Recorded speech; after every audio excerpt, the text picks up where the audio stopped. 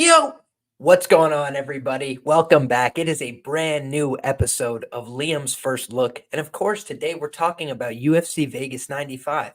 This is a card that's going down at the Apex Center in Las Vegas, Nevada. And I'd be lying if I said that the UFC is bringing their best. They're not bringing the greatest card you've ever seen on paper. But what we're going to be bringing is unparalleled energy. We're excited to be here. I'm very fired up. I got the steaming hot coffee still brewing, the rest of the way out there, but we have to make an early pour to get the show on the road. And I'm excited to do it, guys. We've got a heavyweight main event. This is going down with, honestly, one of my favorite low-key heavyweights, right? You got a Marcin Tybura who was there for me at plus 350 against Alexander Romanov, a guy that I have fond memories of. I also had him on a very long shot parlay, 3 underdogs.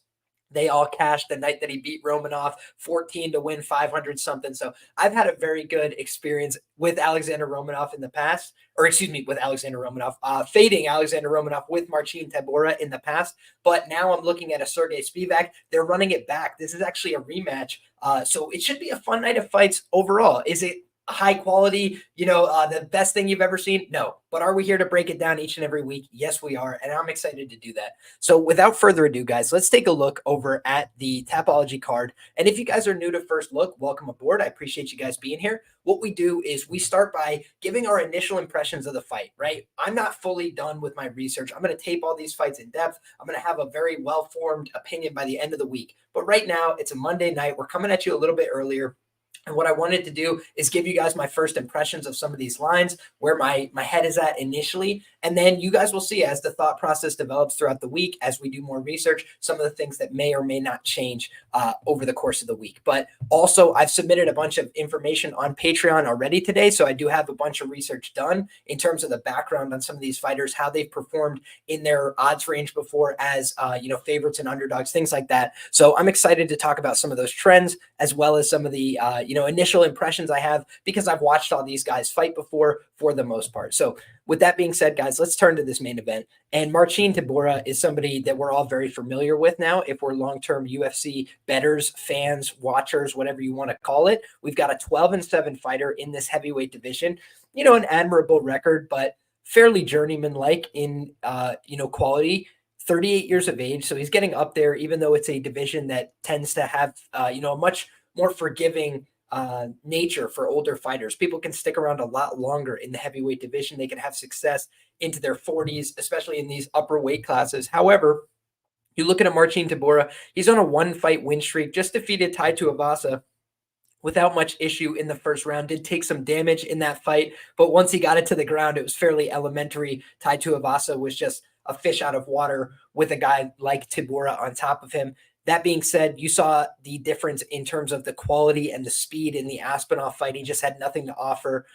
Nobody's had anything to offer Tom Aspinall recently. So not to say that, it was a horrible look from him, but he just looked so slow and stuck in the mud. You could tell there was a massive level gap, between the two. Then you look at Blagoy Ivanov, it's a fairly good serviceable win, but Blagoy Ivanov is past his best days. He's not the most dangerous heavyweight fighter. I think that's kind of a tailor-made matchup in some ways for Marcin Tybura. Then the Alexander Romanov fight, he's a plus 350 underdog. Like I mentioned, he was a massive dog. And he got arguably 10-8 in the first round, right? I thought that a draw would have been a fair and appropriate scorecard there. I was very happy to cash it, 29-28. I believe on all three judges' scorecards. I think that was a unanimous decision for Tybura. And then you look at the fight prior, he lost to Alexander Volkov. And what stood out about that fight, guys, Volkov was able to easily D up his takedowns. He was just holding double underhooks, pushing him off, skirting around the outside. And we just saw that Marcin Tybura, he can take care of a low level of heavyweight. Certainly, he could take guys to the ground. He can implement his top game. He can kind of use different skills to beat different people, right? Take some guys to the ground where they're weak. Other guys that try and overwhelm them with pressure, push them into the cage, just mitigate the exchanges at distance because he's not the best striker you've seen in the heavyweight division. He's a guy that has been chin checked multiple times in this heavyweight division as well. If you look back at his early run in the UFC, Augusto Sakai, knockout in round 1. Shamil Abdurakhimov, knockout in round 2. Derek Lewis, knockout in round 3. Lost a unanimous decision to Fabricio Verdum as well over 5 rounds in a heavyweight main event. So he's not a guy that's known for being prolific with his hands or his strikes on the feet, but he's much more well known for being a guy who takes fights to the ground, dominates from on top, and can really win fights that way using his wrestling or by outfighting with people, winning the points battle, just staying disciplined with his cardio.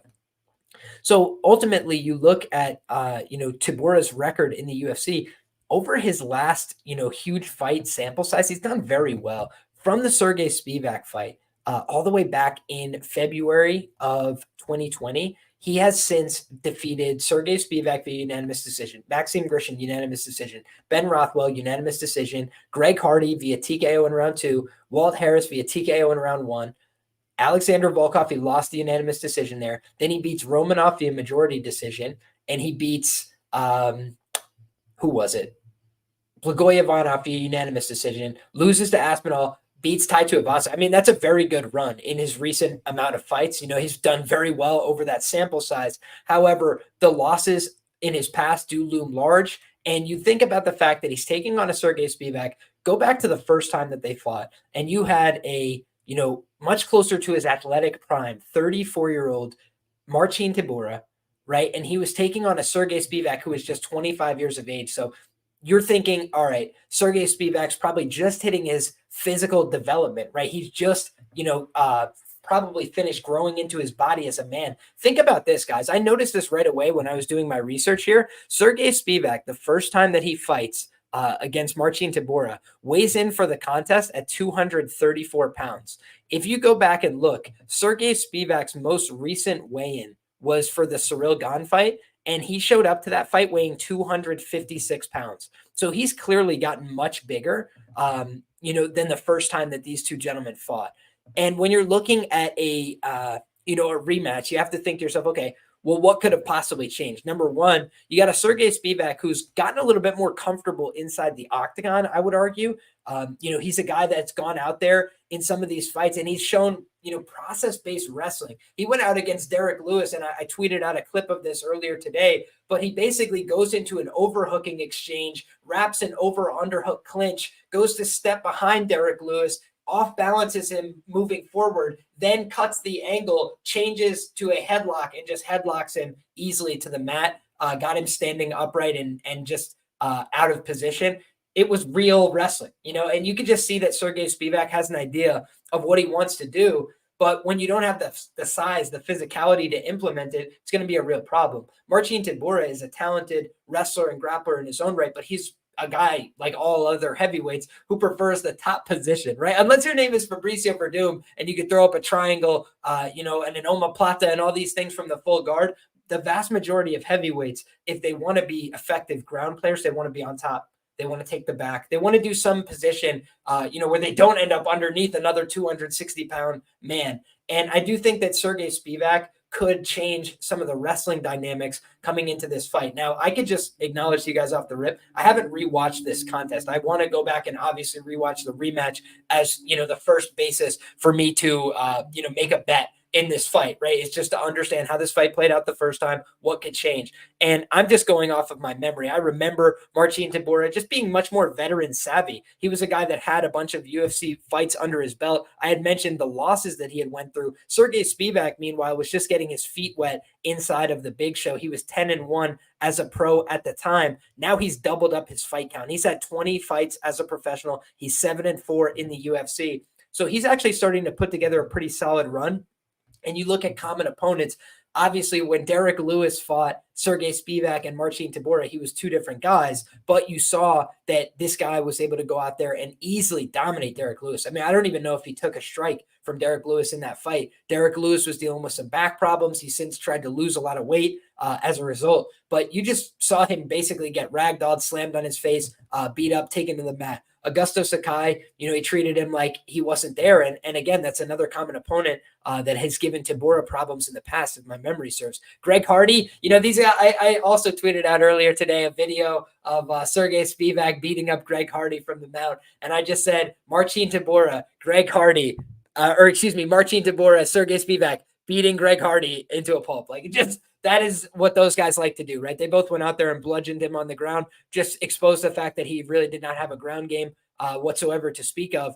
And he also got cleaned up by Tom Aspinall, right? Tom Aspinall has one move that he does in the clinch. He hasn't done it recently because he's been knocking guys out with his hands and boxing very well. So, hey, hats off to him. Guy's sensational. But when you look at how he was dealing with people early in the UFC, he would get into a clinch with them and he would throw this knee elbow combination that was just so brutal. I think he put Sergei Spivac down with that combination, if my memory serves. He grabs a hold of the guy, pulls him in for the knee, and then hits the elbow over the side. And he just floored him with it. It was beautiful. So I think that you look back at Sergei Spivac, clearly the phase of the fight where he's uncomfortable is the striking phase. We saw that in the Walt Harris fight. He got knocked out in the first round. We saw that in the Tom Aspinall fight. He got knocked out in the first round. We saw that in the Cyril Gane fight. He got knocked out in the second round. That was his most recent contest. So clearly the striking range is the problem for him. Now, the outlier performance for him in terms of losses is Marcin Tybura. Marcin Tybura is one of those, well-rounded, jack of all trades, kind of a master of nothing, but, there to expose you. If you don't have something that you really can do well, Marcin Tybura is going to expose you. And I think that maybe at this point in his career, Sergei Spivac, who's had a lot more experience, who's been in a lot more UFC contests, who's gotten his feet wet, in the octagon many times against high-level guys, I don't think he's going to be afraid that Marcin Tybura is going to knock him out. He already went the distance with this guy before. So I think that what he's going to expect is if I can get on top of this guy, if I can reverse these wrestling positions, if I can make sure that I'm the one who's staying on top, I can win this fight. I'm, a young guy. I could still go out there and figure out, how to make the adjustments to win this contest. And you look at Sergei Spivac in terms of the intangibles here. He's on the right side of 30, 29 years of age, coming in against Marcin Tybura, who's 38 years of age, going on 39. He's already 9 months into his 38th birthday. So this guy's been, around the sport for quite a long time. He's had 33 professional fights, talk about 20 fights for Sergei Spivac. So not as many octagon miles, not as many cage miles overall for Sergei Spivac. He's getting a second crack at the same guy. And it does look like the betting market is pretty heavy on the Tybura side. 56% of Tapology voters going with Marcin Tybura early in the prediction cycle. But Sergei Spivac is entrenched here as a small favorite. I believe he's about a minus 135. Let's pull up the fight numbers screen, see if we can get the best available odds going for this contest. But you're essentially looking at a fight where the last time these two guys squared off, Marcin Tybura got the win, but odds makers are still looking to entrench, the favorite here as Sergei Spivac. So I did find that interesting as well. And maybe that's just a case of recency bias because, Sergei Spivac's been having big fights and in main events and things like that. But you look right now, the best available price on Marcin Tybura, Pinnacle Sportsbook plus 135, you're seeing a minus 140, the best available price on BetOnline for Sergei Spivac. So fun fight, in the heavyweight division, an interesting rematch, but Bill Fay, did anyone else see Spivac crying during his walkout against Gane and a count dump on Gane? I did think that, that was a tough ask for Sergei Spivac, right? They sent him into the belly of the beast to get beat up there. But now this seems like a much more manageable task. Marcin Tybura, he has looked to me a little bit slower in some of his recent fights. The Tai Tuivasa fight, like I said, he did end up getting into the ground pretty easily and dominating there. But Tai Tuivasa has just been shown to have a real deficiency on the mat. And I think that Sergei Spivac exposed the same tendencies from him, right? And meanwhile, you're looking at the other fights for him. The Blagoy-Ivanov fight was a little close for comfort. The Alexander Romanov fight, he kind of got 10-8'd in round one and easily out-wrestled there. So it does call into question, if Marcin Tybura still has the same ability, because he needed Romanov to gas out in that fight to get back into it. And that's what I was relying on when I placed the bet. But I'm not sure that Sergei Spivac is so reliable to gas out. I just think he's reliable to wilt against big, heavy strikers, guys that are going to hurt him. And I just don't know that Marcin Tybura fits the bill for that. So for me, this is a spot where, I'm ever so slightly leaning towards the Sergei Spivac side. I'll have to look at some of the props on this fight, and I'll also have to do a lot more research in terms of tape study. But for me, the things that are intangible are the youth here for Sergei Spivac, the wrestling ability, and the fact that the odds makers are lining up with the guy who lost the first iteration of this fight. And that does seem interesting to me. It does seem like it's going to attract a lot of betting attention. I want to go back and look on Tapology real quick and just see the last time they were supposed to fight, guys. It was a preliminary bout back in Norfolk, Virginia, okay, for the Benavidez Figueiredo card. And the fight closed near Pick'em, and everybody was picking Sergei Spivac in that fight. 73% of people on Tapology were picking Sergei Spivac to beat Marcin Tybura. He lost the fight. Now, 54% of people are picking Marcin Tybura to win the rematch at 38 years of age. I find that interesting. And if you guys remember, I've talked about it before on Fight Numbers. The Fightnomics book, when they talk about over the age of 38, that's when fighters' losses by knockout tend to skyrocket in terms of the likelihood. So just something to keep in the back of our mind. Honestly, it's something I want to make sure I'm a little more diligent about in my own handicapping, is not letting some fundamentals about marketability and things like that cloud my judgment when it comes to these older fighters who are just a little bit past prime and maybe can't make the same run anymore. Shout out Tony Ferguson. We love him anyways.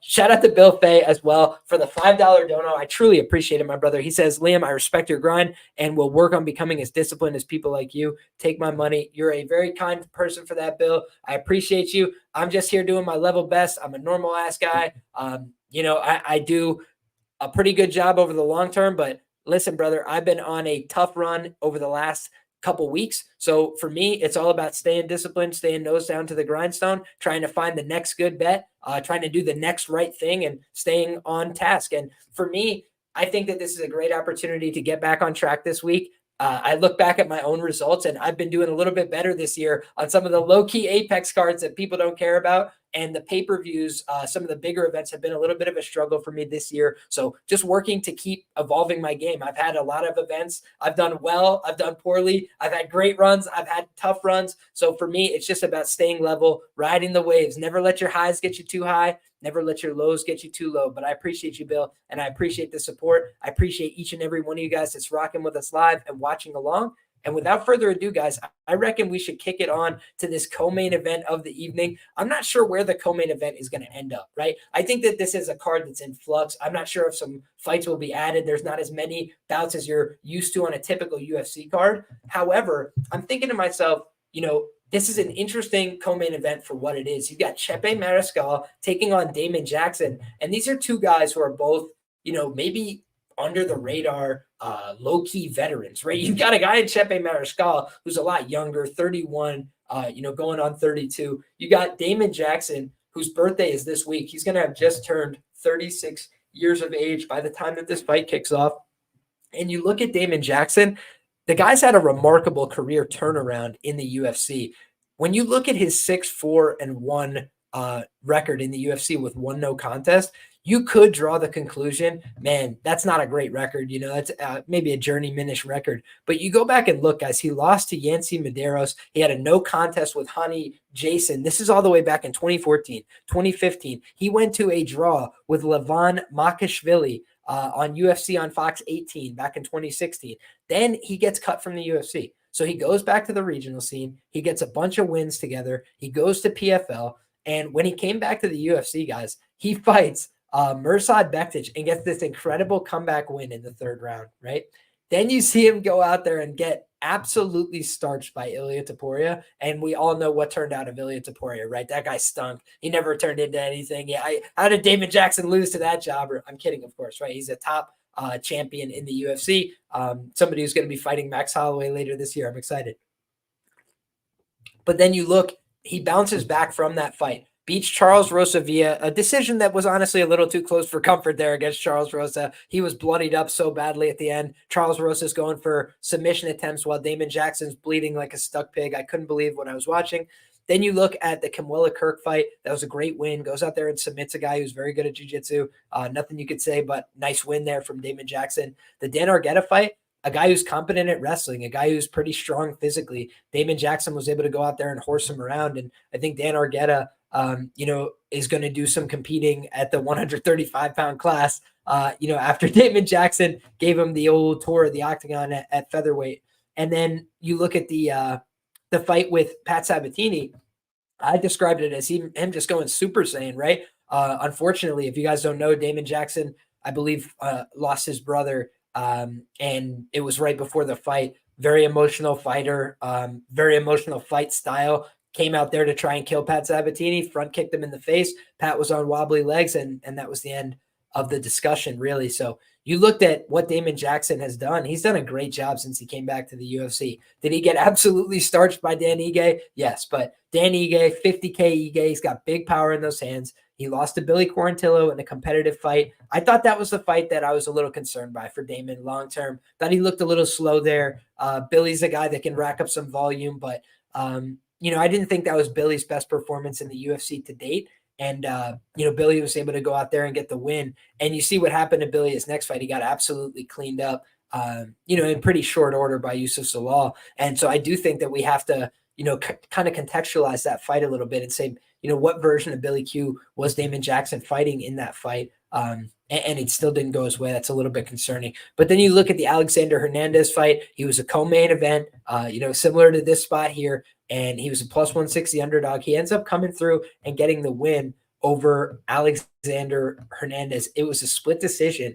And honestly, again, that's not a great look for me, right? Alexander Hernandez has a lot of physical gifts and intangibles, but when he cuts down to 145, I think he's a little bit afraid to burn out his gas tank. So I think he's a little bit hesitant on the volume. And then we just saw, even still, he got broken down over time. His cardio did not hold up very well in that fight.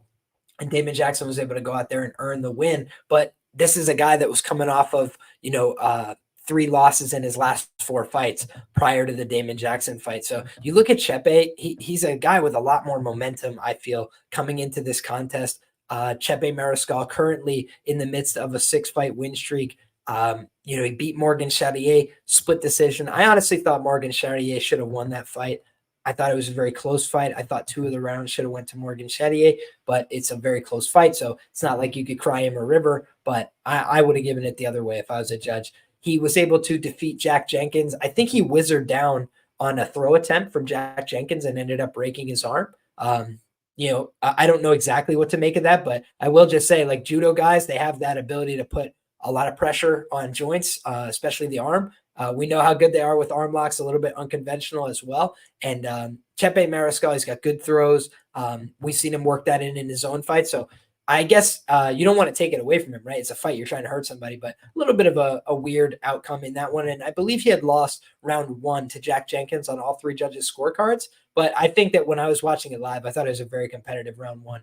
In any case, he beat Trevor Peek, and that was a fight where he showed off some of those throws. He gave Trevor Peek the proverbial tour of the octagon. Honestly, just made him look amateurish in some of the positions and landed a lot of clean shots in that fight. Wasn't able to put him down.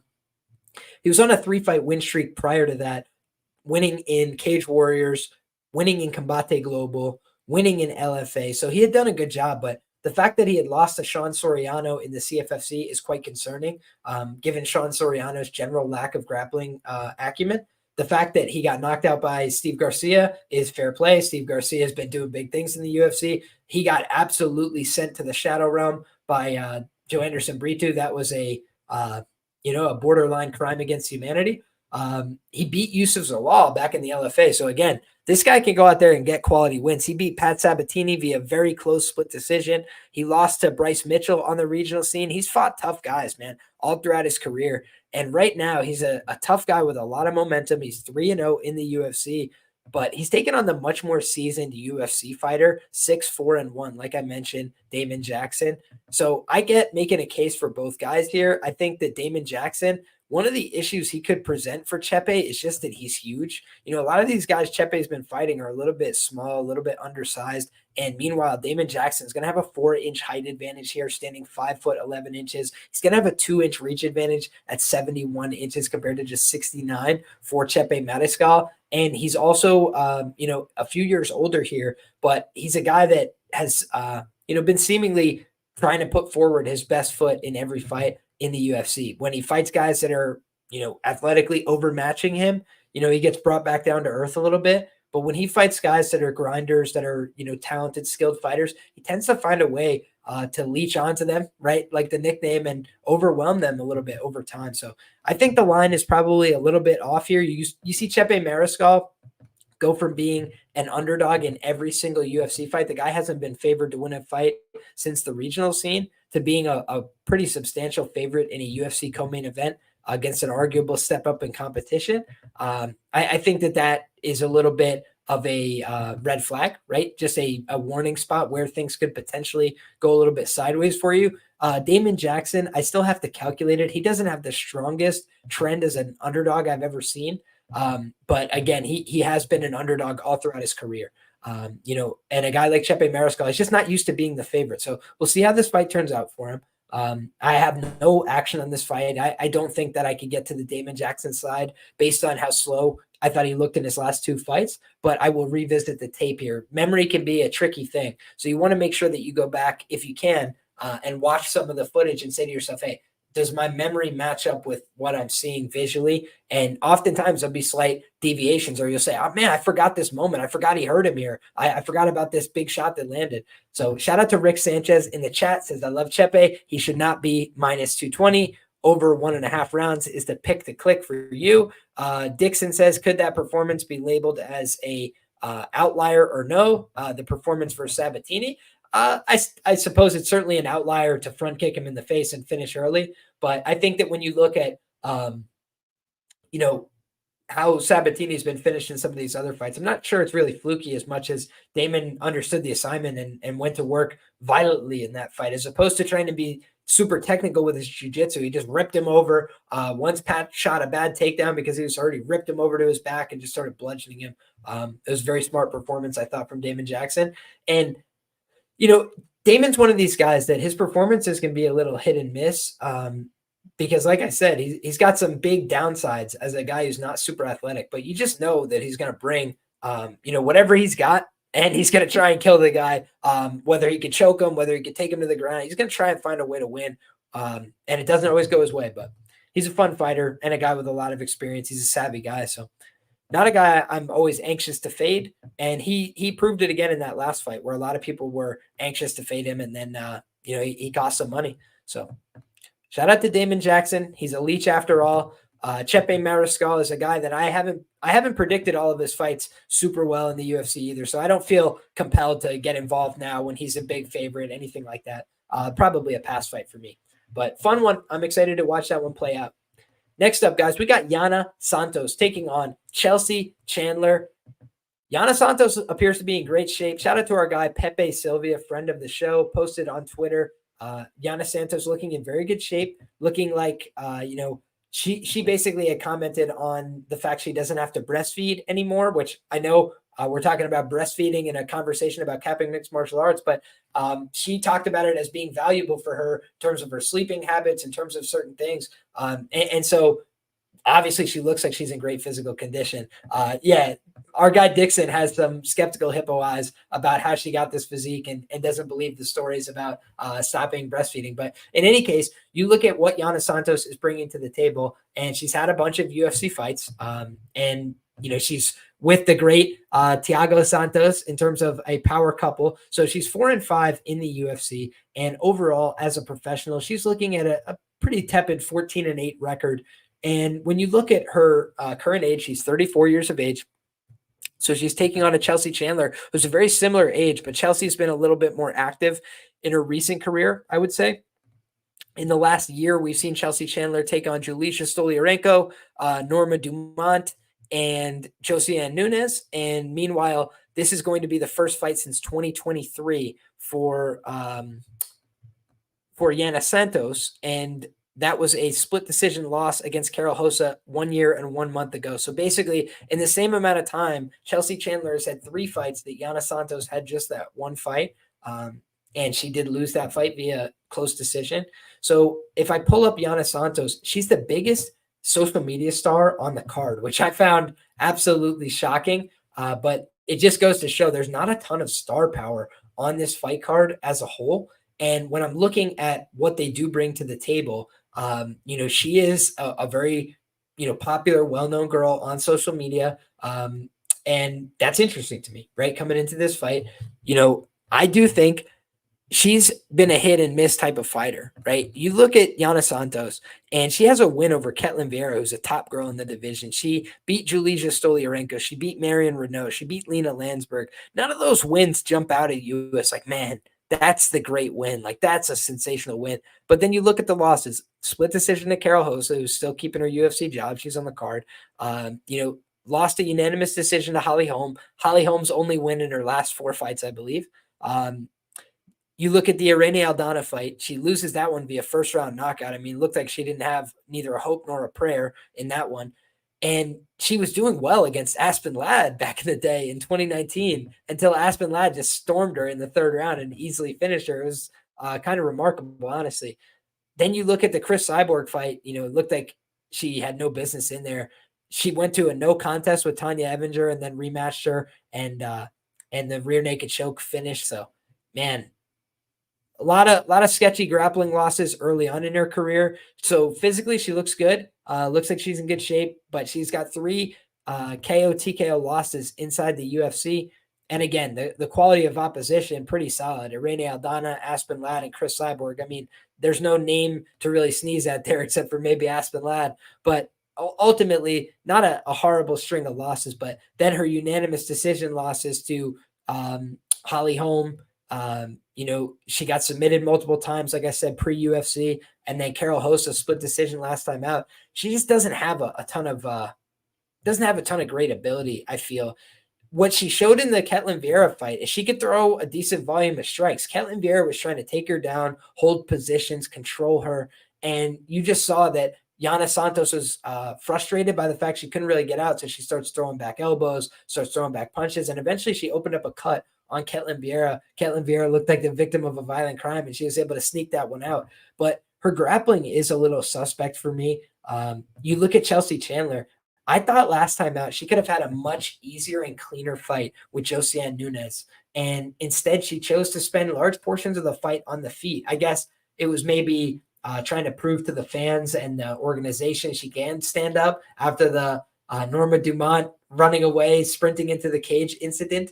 But you look at Chelsea Chandler, and she should have some ability as a Cesar Gracie Brown belt to take these fights to the mat and kind of expose girls that don't have the same grappling pedigree. I think Yana Santos, has shown a liability throughout her career to the submission. Unfortunately, Chelsea Chandler just does not seem apt to want to go in that direction. Similarly, we've seen Yana Santos give up a lot of losses via KO or TKO. And I do think that we could see Chelsea Chandler potentially, if she gets to good positions, posture up and land some ground and pound. But seeing Yana Santos look like she's in great shape coming into the fight does make me think it's probably going to be harder for Chelsea Chandler to finish. The number one way you can set up finishes in WMMA is somebody gets tired or they're just stuck on bottom the whole fight. And it looks like 12 weeks ago, she was training at American Top Team. She's posted some pictures in what looks to be private training facilities since then. She's definitely training at American Top Team for this fight. So, yeah, Yana's training at a great camp. She looks like she's pretty well put together fighter, and she's got a lot more experience, right? You just look, Chelsea Chandler as a professional guy, she's only had 8 fights. And on the Yana Santos side, meanwhile, she's had 9 fights just in the UFC. So I do think that from that standpoint, I can understand why Yana Santos would be a favorite here, but I do think there might be a slight grappling upside with the Chelsea Chandler side. So it's not a fight where I want to get caught laying the chalk here. It is an interesting one, though. I was not interested at all in that fight until I saw Yana Santos show up looking like she's aging in reverse, like Benjamin Button. And she looks great for this fight physically. So I'm curious to see if she could show a better form. I thought that she had some talent and just looked terrible against Irene Aldana. And obviously I think she was pregnant during that fight, she said after the fact, which is an insane thing. So Chandler looked so bad in her last fight. Are you talking about her last fight or 2 fights ago? Because her last fight she won as an underdog. She didn't look great, but she did land, I thought, the more convincing shots for the most part on the feet, and she was able to get the fight to the ground. She did miss weight as well. So this is another fight where I think you want to wait for the weigh-in and see if Chelsea Chandler makes weight, how she's looking, because she's been all over the place in terms of her weight, guys. If you look, she had 140-pound fights, 145-pound catch weights, 135, and the UFC's been phasing out that 145-pound division. So it's kind of make or break, I feel, for her. She's got to make the weight at 135 this time, and that's going to be interesting to see. So weigh-in day, watch closely. Does Chelsea Chandler make the weight? We'll find out together.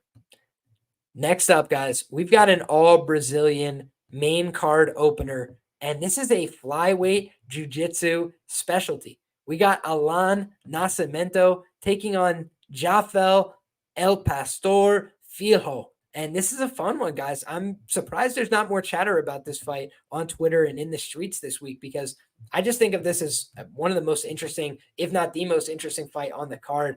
Allan Nascimento has put together a fantastic record as a professional. He's 20-6, 2-1 so far in the UFC. Beat Jake Hadley via a unanimous decision. I thought that the odds makers were punishing Jake Hadley, a guy who was showing some promise as a grappler, by saying to him, hey, first fight off the Contender Series, go out there and fight Allan Nascimento. And that's just a brutal matchup for a guy who was way less experienced, a guy who hadn't been around for as long, against a guy who's very sound in the jiu-jitsu.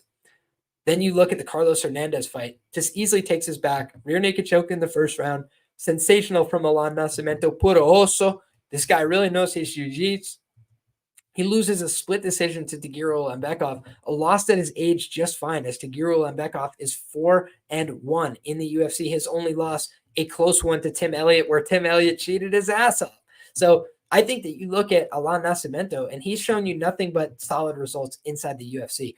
What I think is a little bit concerning is the pre-UFC results. So he did lose a split decision to Raulian Paiva back on the Contender Series in 2018, and he did not have another professional fight until 2021. I'm sure some of that could be attributed to, whatever you want to call it, the COVID pandemic and all these things, but the guy has not been supremely active. He withdrew from 2 recent bouts against Tim Elliott and Sumu Darji. He had a scheduled bout with what's his name? A couple different guys fall through on the regional scene as well. So basically, the guy's just had a hard time booking fights. And when he does get the fights booked, he doesn't always make it to them, right? With these last couple of pullouts, he pulled out of 2 fights in 2023. Now it's his first booking here in 2024. The guy last fought in January 2023. So it's been a little while for Allan Nascimento. Now, is he a very talented guy? Yes. Did he lose a close split decision to Raulian Paiva? Yeah, he did. And it was a fun fight. It was a great scrap. It could have went either way. But Raulian Paiva really struggled in the UFC, guys. 3-4 in the promotion.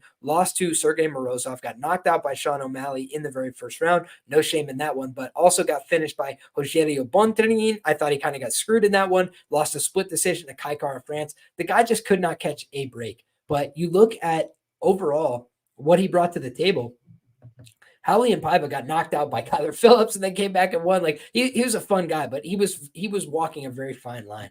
And you just look at Allan Nascimento, and in that fight, he spent a lot of time on bottom, spent a lot of time fishing for submissions and like hunting for stuff. Didn't quite get it, and that's just a negative EV style long term. It's kind of hard to win fights if you're going to play off of your back. And I do think in his last couple of fights, against a Carlos Hernandez, against a Jake Hadley, I think Allan Nascimento had a pronounced advantage in the Brazilian Jiu-Jitsu. I wonder if that's the case in this one. I don't think so. I really rate the black belt of Jafel Filho. I call him the world's most dangerous pastor. I think that he is a fantastic Jiu-Jitsu player. And when I'm looking at, Jafel Filho, let's just examine his record, right? He's 2-1 in the UFC. He obviously lost to Muhammad Mokaev, but if you guys remember that fight, he had Muhammad Mokaev dead to rights on a knee bar, guys. Like a knee bar that is going to just injure you, right? And Mokaev was injured, but he just didn't tap. He's a son of a gun, man. The kid has a real will to win. And you could like him, you could dislike him. He's been cut from the UFC. You could agree with that finding. You could disagree. All those things. If you just separate that from the talent, that guy got his leg extended in an insane fashion, right? You could see it visibly on television that it's the wrong direction, right? It's being pulled like front way. It just looks like this, a way that the leg should never go, right? And Mikhaev basically said, like, I'd rather lose my leg than be, a loser, right? I'd rather break my leg than go home a loser today. And what happened was Jafel Filho sold out. He wraps it up with both arms, tries to pull as hard as he can, tries to rip into it, sell, and he spends all the energy he has left in round 3, and he had nothing left.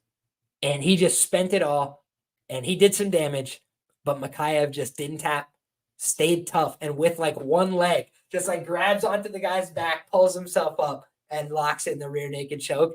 And it was really, really gangster, right? So I just take my hat off to Muhammad Mikhaev for that.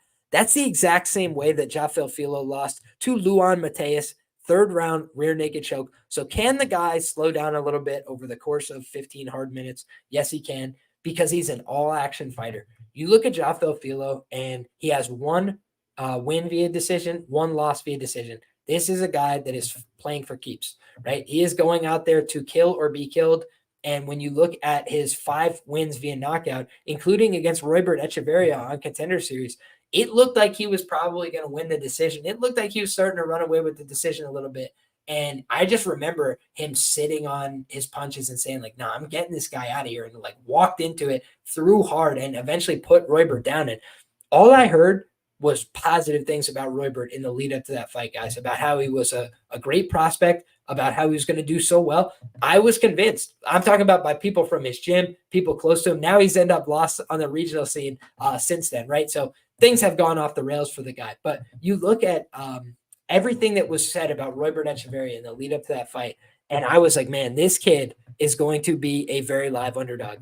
And it just wasn't the case, right? At the end of the day, Jafel Filho, he was good enough on the ground. He was good enough on the feet. He could mix it up where he needed to. And the guy just has this kind of winning quality to him, right? Against Muhammad Mikhaev, he found a guy who had an even bigger winning quality to him. But when he needed it, he went out there and took it from Roybert Echeverria in the 3rd round. Daniel Barres went out there and dropped him, in the 1st round, right? Put some hands on him, landed big shots. We've seen Daniel Barres come out there. He's a hot starter. He likes to come out there, bring the heat early. And Daniel Barres tried to go out there and really take it to Jafel Filho. And Jafel Filho basically hit the deck and then instantly started kicking in, hey, you know what? It's jiu-jitsu time. And he just started going through a series, step 1, step 2, step 3, and it's over. That's what Jafel Filho does on his jiu-jitsu offense. You look at his record, guys, 10-2 career to the submission, a fantastic record. He's a fantastic black belt with a great lineage. You look at the other side, 15-0 is Allan Nascimento to the submission, never been submitted, never been, I don't think he's ever been stopped with strikes either. Let me look at that. Yeah, he's never been stopped with strikes. This is a guy who all 6 of his professional losses are via decision. This is an impressive fight, right? Jafel Filho is a finisher. This guy, Allan Nascimento, wins fights. He's only lost decision. So something has got to give, I feel, in this fight. And when you're looking at Jafel Filho, I think he is clearly the better striker of these 2 guys.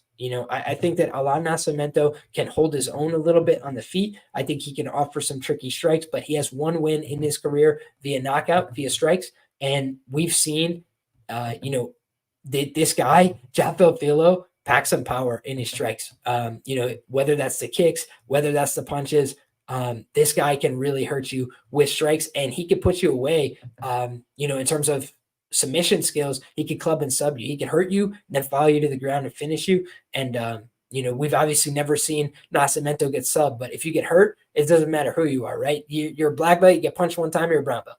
That's always been the way it goes in this fight game.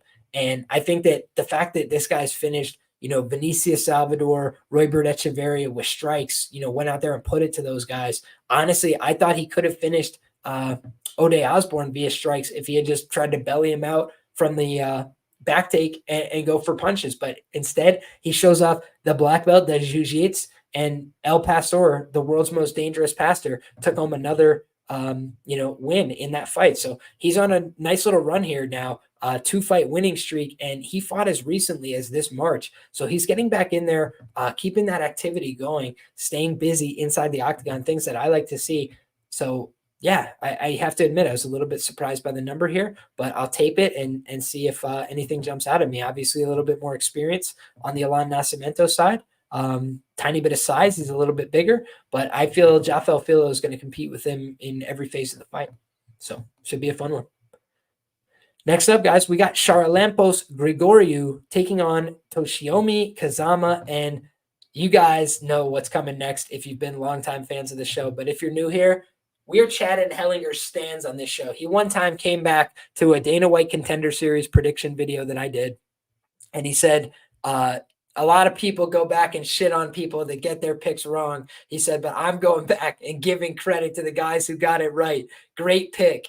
And Chad Hellinger has forever been my boy as a result of that. Fun guy, guy who flies under the radar. He's a little bit older. He's a Canadian, but I'm telling you, the guy goes out there to scrap. He's clever. He knows what he's doing. He's got power in his hands. He's got a remarkable story. Guy who lost a bunch of MMA fights early in his career, easily could have given up, easily could have walked away from the sport, and instead decided, I'm going to buckle down, change my life, and become a winner. And that's exactly what he did. Went on a huge win streak, won on the Contender Series over Muin Gafurov as a huge underdog. Knocked out Jesse Strader, beat Charalampos as a dog his last fight. So shout out to the GOAT, Chad Hellinger. As we kick it to the next fight on the card, guys, Charalampos Grigoriou is the one who's doing battle this weekend. And like I said, he's coming off that loss in his UFC debut to my boy, Chad Hellinger. Prior to that, he was a underdog on the Contender Series, and he knocked out Cam Smotherman in the very first round. I think Cam Smotherman has been on a little bit of a run lately, if I remember correctly as well. Yeah, since that fight, 3-fight win streak for Cam Smotherman outside of the UFC. So obviously, Charalampos Grigoriou has some talent. However, we have to be clear about the fact he's got some downsides as well. He's got some things he needs to work on. You look at the fact that, he lost unanimous decisions to Sodiq Ismailov, an 0-3 fighter back in 2017. I mean, that's a terrible look. Sodiq Ismailov ended his career 3-4 as a professional MMA fighter. So, I mean, obviously he caught him when the guy started to go on a run, but I don't think that's a great loss. It's early in his career though, so you wipe that one away, say, hey, clean slate. Goes out there and fights Josh Smith, a solid enough guy from the ATT scene, regional scene type guy, 12-10 as a professional at this stage of the game. Back when he was 8-6, he was able to defeat Charalampos Grigoriou. Then Christian Rodriguez was able to stop him with strikes in the third round. He slowed down tremendously over the course of that fight. He did get tired, and that's exactly what we saw last time against Chad Hellinger, right? The cardio wasn't there. The boxing fell apart over time.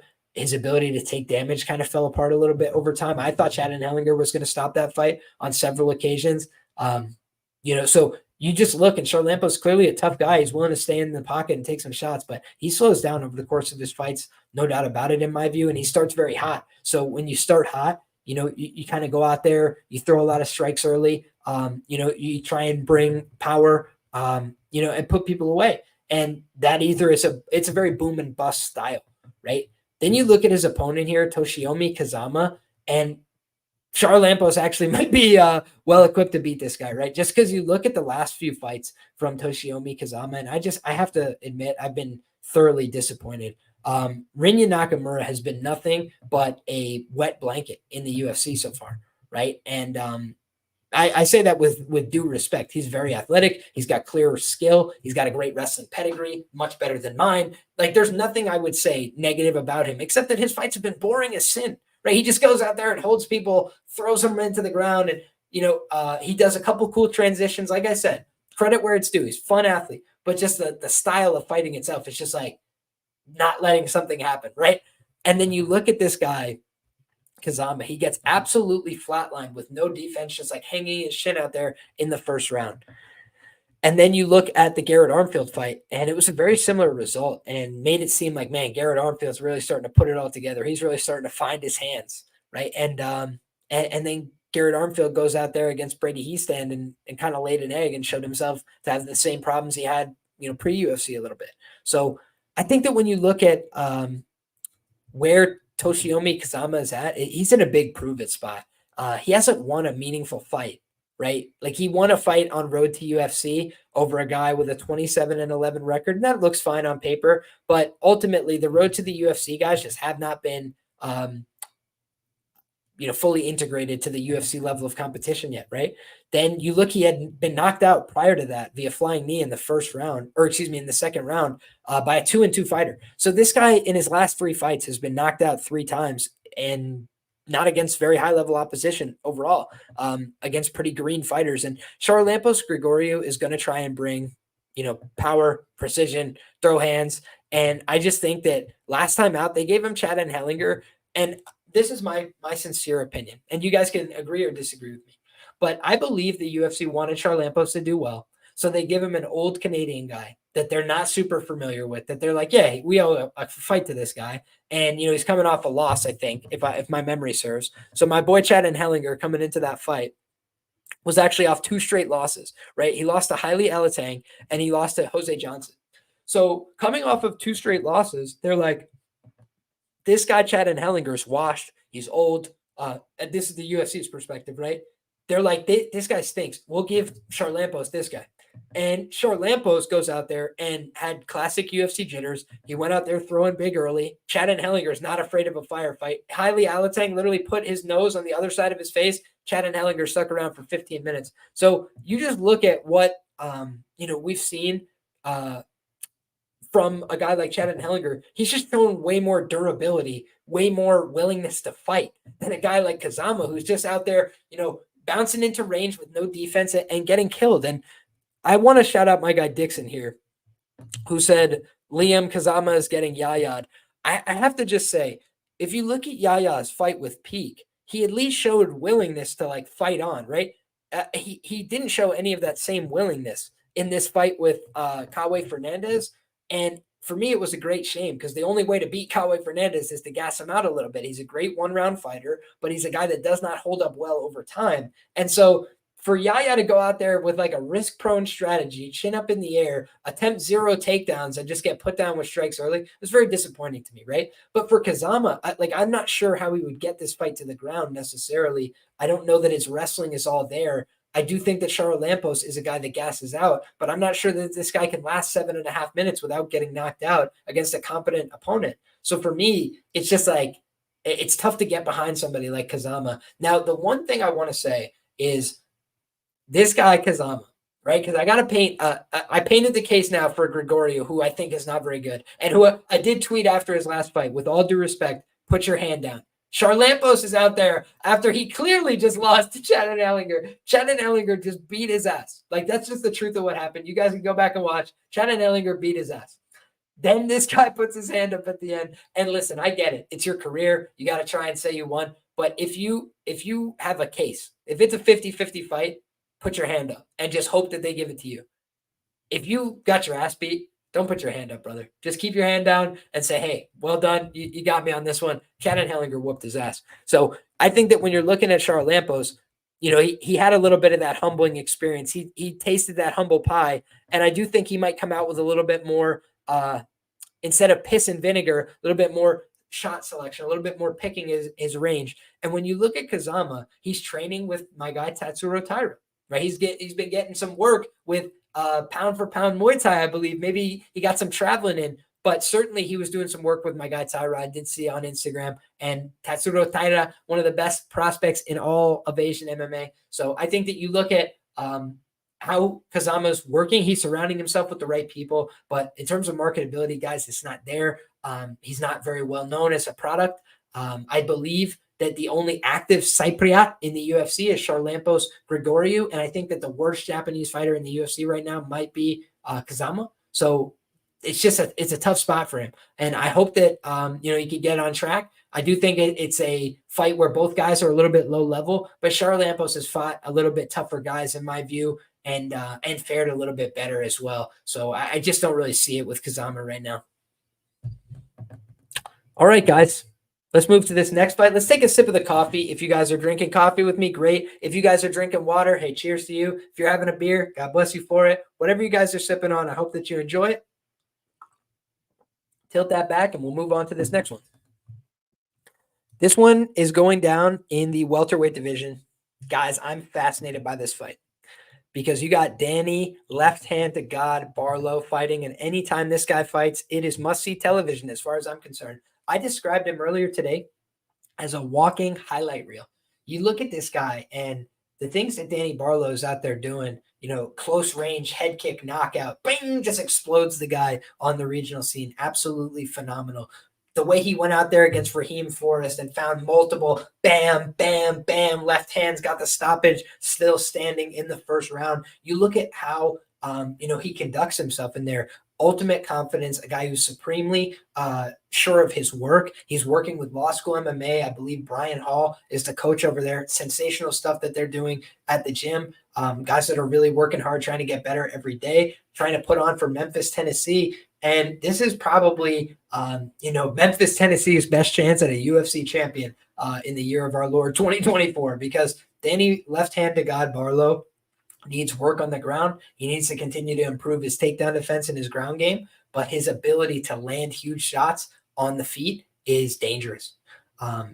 This guy is, in my view, supremely talented with the power, with his shot placement, and with his instincts, right? If you go back and watch, I posted before that the guy has the right balance of patience and killer instincts. There's two problems that a young fighter can have. And I think that it's better for them to be more aggressive than less aggressive. But essentially, right, like let's say I have a fighter and they're just all piss and vinegar, right? And they're out there just throwing. We know that they're only going to have that for 7.5 minutes and then they're going to gas out. There's only a certain few styles of fighting you could do over the course of 15 hard minutes. It's very hard to just go out there and swing and bang your hardest shots for 15 minutes. You can't really do it. So guys will go out there, piss and vinegar, try and kill somebody and just have nothing left to give. And that's a problem. But the bigger problem is if you don't do anything, right? Like guys that go out there and they want everything to be perfect. So unless the perfect shot lines itself up, unless they can see the right angle, they're not going to take anything. And then the fight has passed them by and it's over and they did nothing. That's even worse, right? So you want the balance between patience, not doing too much, not overexerting, not going for the sake of going. But then you also want killer instinct. When I have them in a position where I can finish the fight, what do I need to do strategically without blowing energy to finish the fight right now? And that, I think, is where Danny Barlow has really shown a lot of poise, a lot of presence inside the octagon. You see that this guy goes out there, he'll drop you 3 times. Yeah, right. He doesn't care. I'll drop you over and over again. I don't need to follow you to the ground necessarily unless I think I got the ground and pound stoppage. Like I'll keep my distance. I'll let you get up. I'll damage you. I'll beat you up and I'll just keep it working. This is a guy that I believe broke his arm in that first fight with Josh Quinlan. You'd have never known because he just was out there whooping his ass so bad. And he doesn't have much of a tell. I don't think he's a guy you can easily hurt. I don't think he's a guy you can easily discourage. Right. And I think what a lot of people are starting to see from a guy like Danny Barlow said he's willing to go out there, commit to his offense. He trusts in his offense, and he can find it at any point in the fight. From round 1 to round 3, he could shut your lights off. He could hurt you real bad, and he will do things like holding the head in place. When somebody's down near the cage, he'll hold their head down with like a C grip, right? And if you guys have ever wrestled or grappled before, if you want to cut somebody, you're in the top position in wrestling, you might do an optional start, right? Put 2 hands on their back, optional start.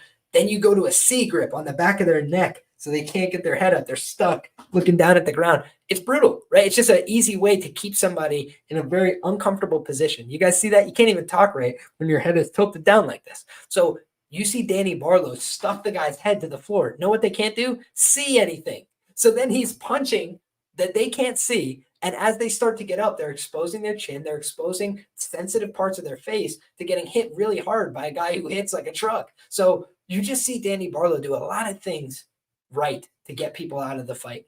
And I think that's why he's done so well finishing fights recently.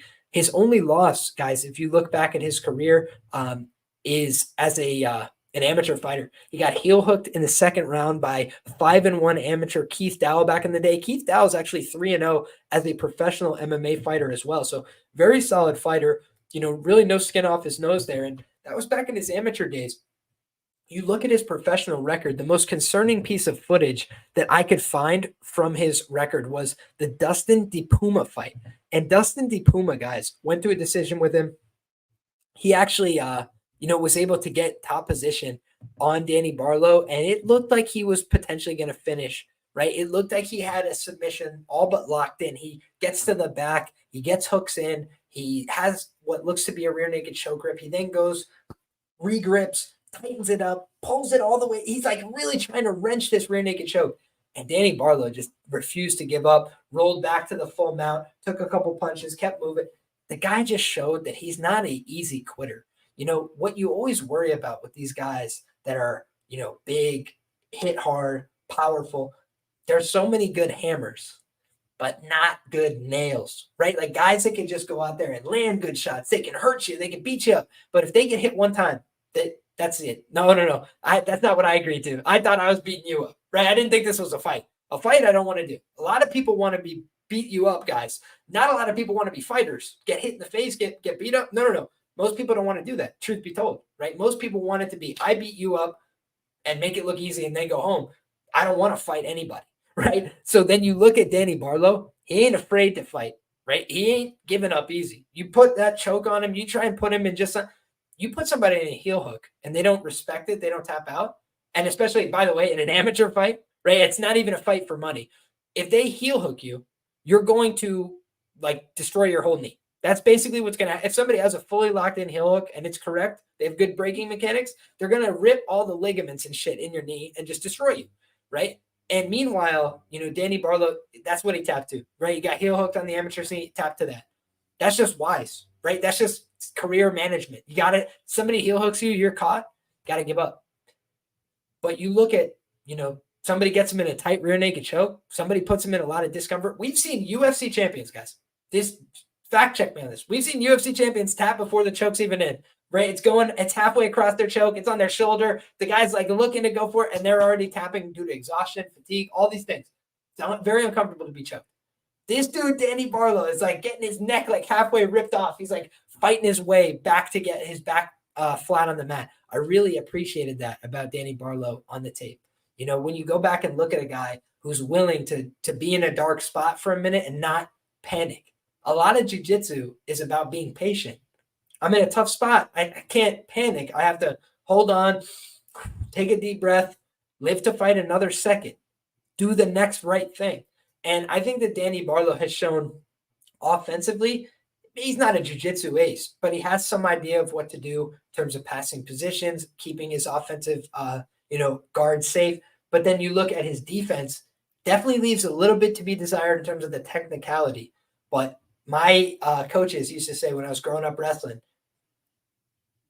bottom is an attitude position, right? There's some things we could teach you about, this is what you have to do, to build up here, or, these are the techniques. You want to cross your hands over to hit a switch. You could go over techniques, but a lot of being on bottom is saying, I will not let you hold on to me right now. I'm going to build up. I'm going to keep moving. I am not going to stay stationary and static right here and let you dominate me. I'm going to continue to move, buck, shake, and not be controlled, right? It sounds simple, but it is simple, right? It's part of not getting controlled on bottom is not getting controlled on bottom, not sitting, not being patient, waiting the whole time. Sometimes you have to say, okay, I'm stuck.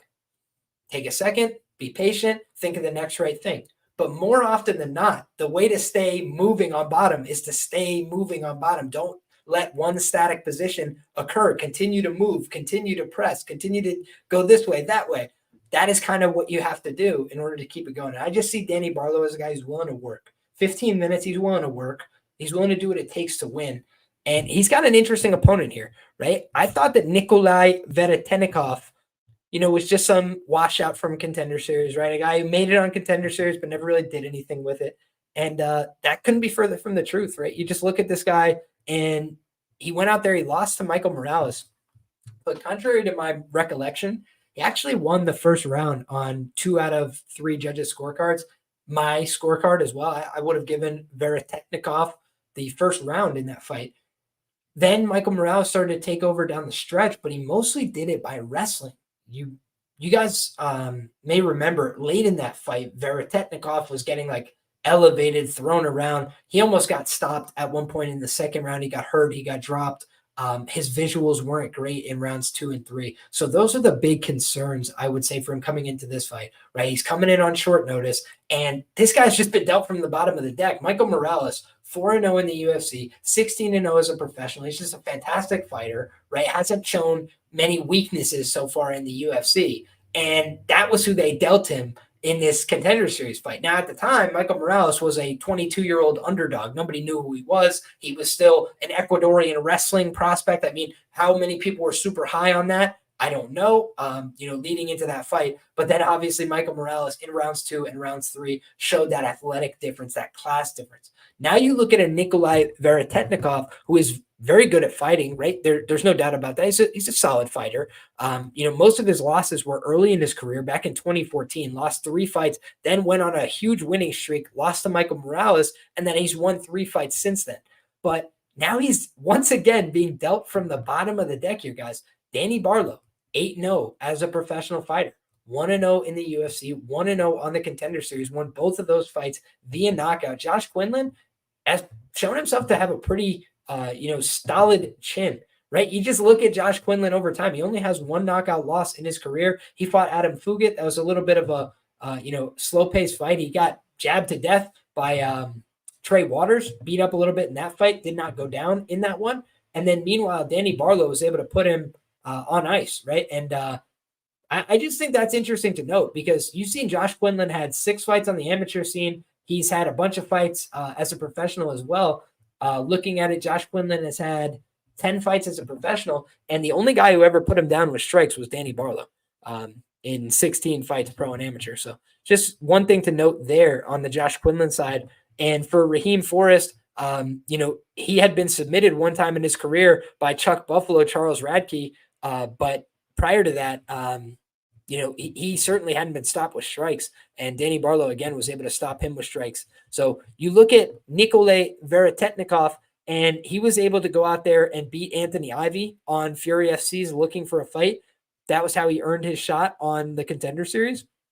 He's coming in at an advanced age. He's 34 years of age, but he comes from a solid gym, King's MMA. He was cornered on the Contender Series by, I think it was Benil Dariush and Master Rafael Cordero. So the guy is clearly a talented fighter. He's well regarded by his gym mates. They give him some attention. They are willing to support him for these fights. And I would be more interested in Veretennikov as a potential side this week if I was convinced he could have grappling success. His grappling is just not where I think it needs to be to beat somebody like Danny Barlow. And you look at his grappling record. So he's 1-1 career to the sub. But guys, he got owned in the wrestling and grappling really badly by Michael Morales. And Michael Morales was not very deep in skill, I would say, in some of those wrestling positions. He was literally just horsing him around, like just lifting him up and throwing him around. And I don't think Danny Barlow is going to do a lot of that. But what you saw was Morales didn't like some of the striking. And so he was like constantly forcing these clinch exchanges. I don't think that we're going to see any of that from Danny Barlow. And Veretennikov tends to be a striker by his own merit as well. He's got 9 wins via knockout. So he's a guy that wants to go out there and exchange strikes. And I do think that when you look at Danny Barlow, he is a guy that is like a guy you really don't want to exchange strikes with, I feel. He's hard to hurt. He's willing to exchange, and he's got a lot of power. I also think he's probably the faster guy in terms of hand speed by a pretty substantial margin here. If we bring up the anthropomorphics, we're going to check all the boxes for Danny Barlow, okay? Danny Barlow is 29 years of age versus 34. He's the guy who did a full camp compared to the guy who's coming in on short notice. He's the guy with more UFC experience compared to the guy who's never been here before. He's 6'2" compared to 6'1", and he's got a 5-inch reach advantage, 79 inches compared to 74 inches. So I think that Danny Barlow is, well equipped to win this fight. But I also think Veretennikov can win UFC fights. I'm glad he's getting a shot in the UFC. I don't think he's a bum. I don't think he's a horrible fighter. I just think he's being dealt from the bottom of the deck for the second time. And hopefully they give him an easier matchup in this welterweight division next time out with a full training camp. Because I think he might be going to see God via the left hand on Saturday night. Shout out to Danny Barlow. Shout out to the Lord above. Next up, guys, we've got Karol Rosa taking on Pannie Kianzad. This one's going down in the women's bantamweight, and we're going to take a swig of the old coffee. You guys know that. Let's go circle back with the chat as well. My guy Dixon saying, Liam, any thoughts on the broken hand comment? So let's go back and scroll up. Liam, I'm concerned Barlow coming off hand surgery from a broken hand. Just saw Gaziev break his hand round 1 versus Mays and fight to a closer than expected decision. Same could happen to Barlow here. I think Gaziev stinks, and I think Barlow is good. I do think that's the difference between those, Dixon, if I had to just simplify it. When you look at that fight, I actually wrote up in my article that I thought Shamil was going to win via stoppage early, or Mays would probably rally for a late stoppage or a decision. Because if you look at Don'Tale Mayes, he's a guy that has been finished in round 3 before by guys that have better cardio than him, right? If you look and you see guys that have Cyril Gahn, right? Cyril Gahn just was a better conditioned athlete. So when he was on top of Don'Tale Mayes in round 3, he fell back for the worst, straight ankle lock you'll ever see and gets a tap. It was absolutely comedy. And then meanwhile, you look at Shamil Gaziev, and he's basically got 7.5 minutes of enthusiasm.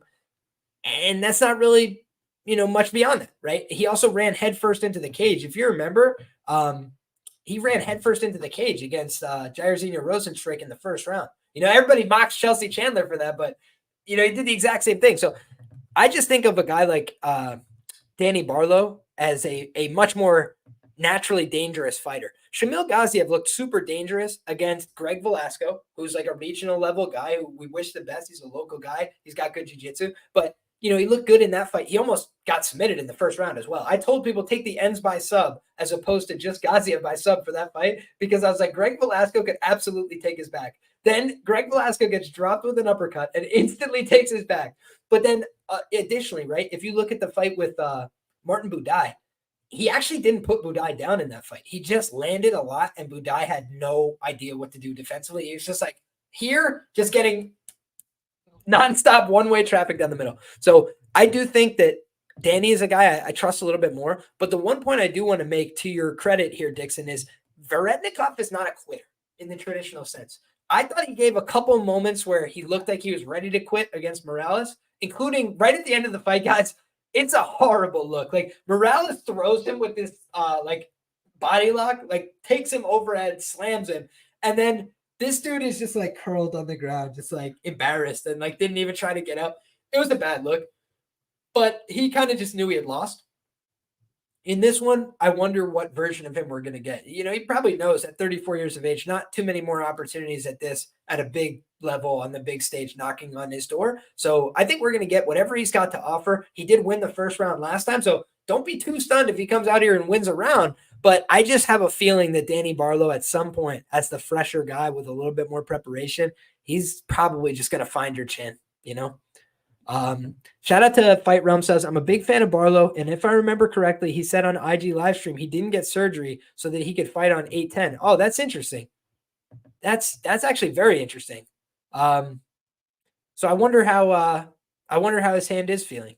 I'm going to listen to his interviews this week and see what he has to say. But I'll just say Brian Hall and the guys over at that camp, they seem very well prepared. They seem like they know what they're doing. So maybe the money line's safer than the props this week. But shout out to my guy Cole, says, yo, Liam, just popping in to say what's up. Welcome to the stream, brother. Welcome to Fight Realm. Thank you to Dixon for being very active in the chat. Shout out to Herb Dean, the gold standard, says Rafael Cordero and Kings MMA seems to be a little bit overrated. Obviously they've had a lot of great fighters, but I say gyms go through those up and down periods. Maybe they're in a little bit of a down period. I think that's, fair to say.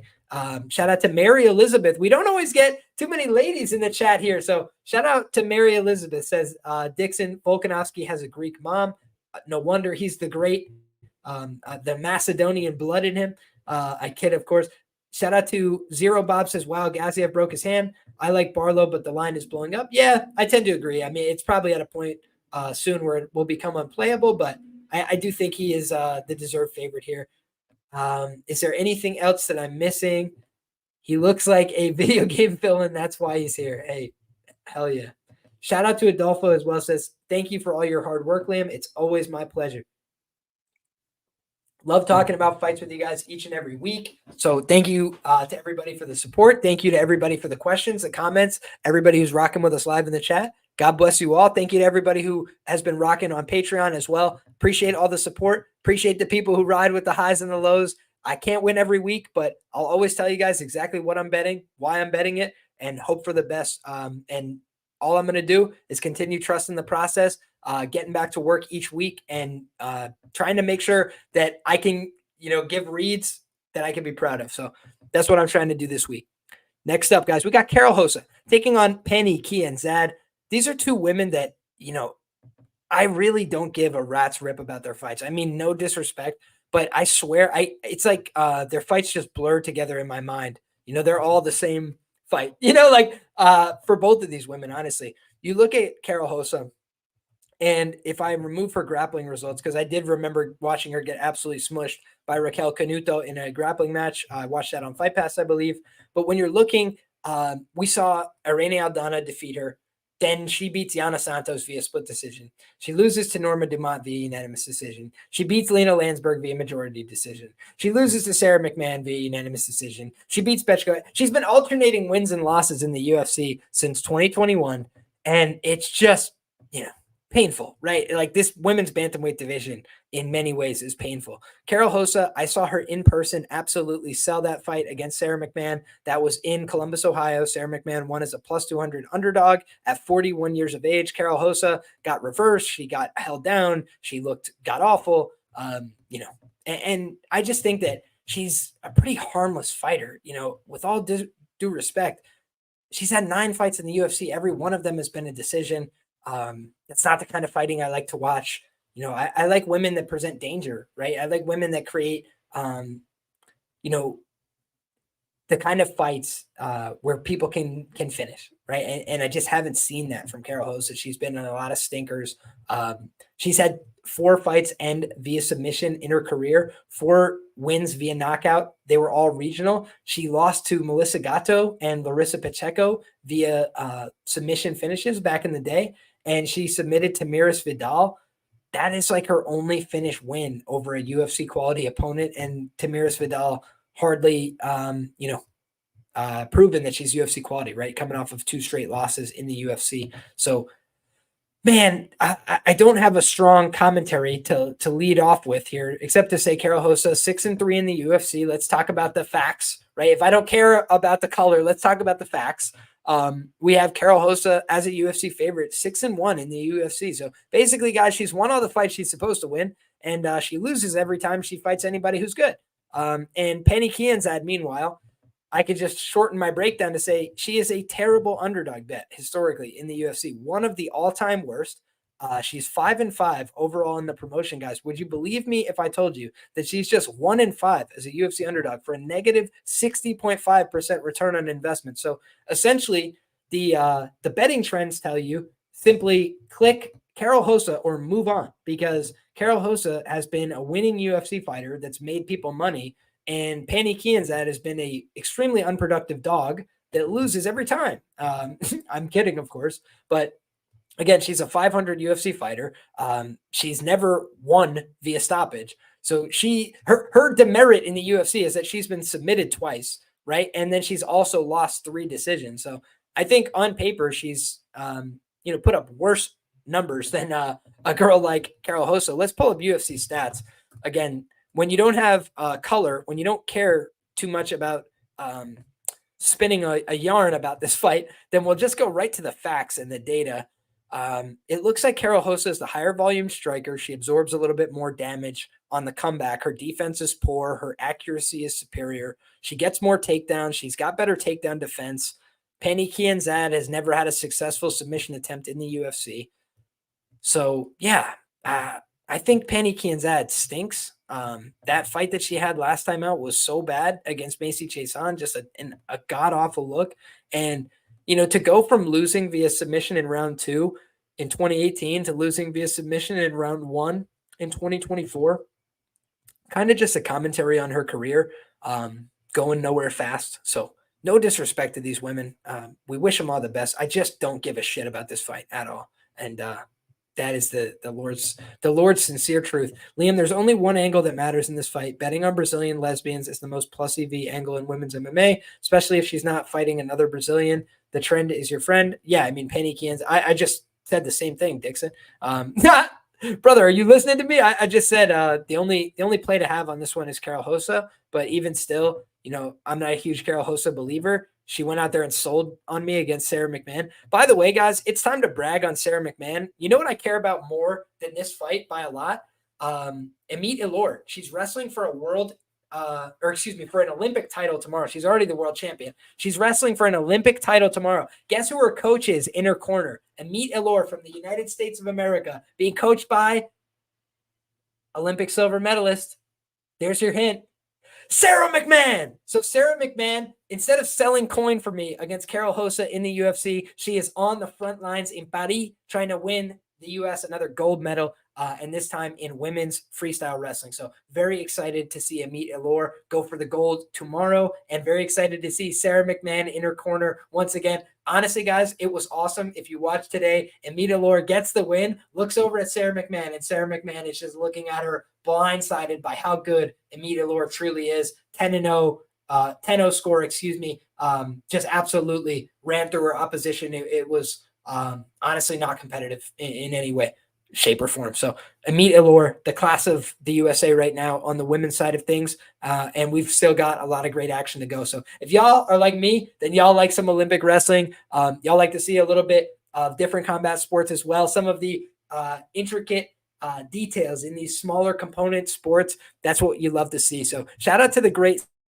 Sarah McMahon, a former fight star, a former MMA star, but a legend of the wrestling game through and through on the United States side. So love to see her getting her flowers this weekend in Paris as Amit Elor seeks glory tomorrow.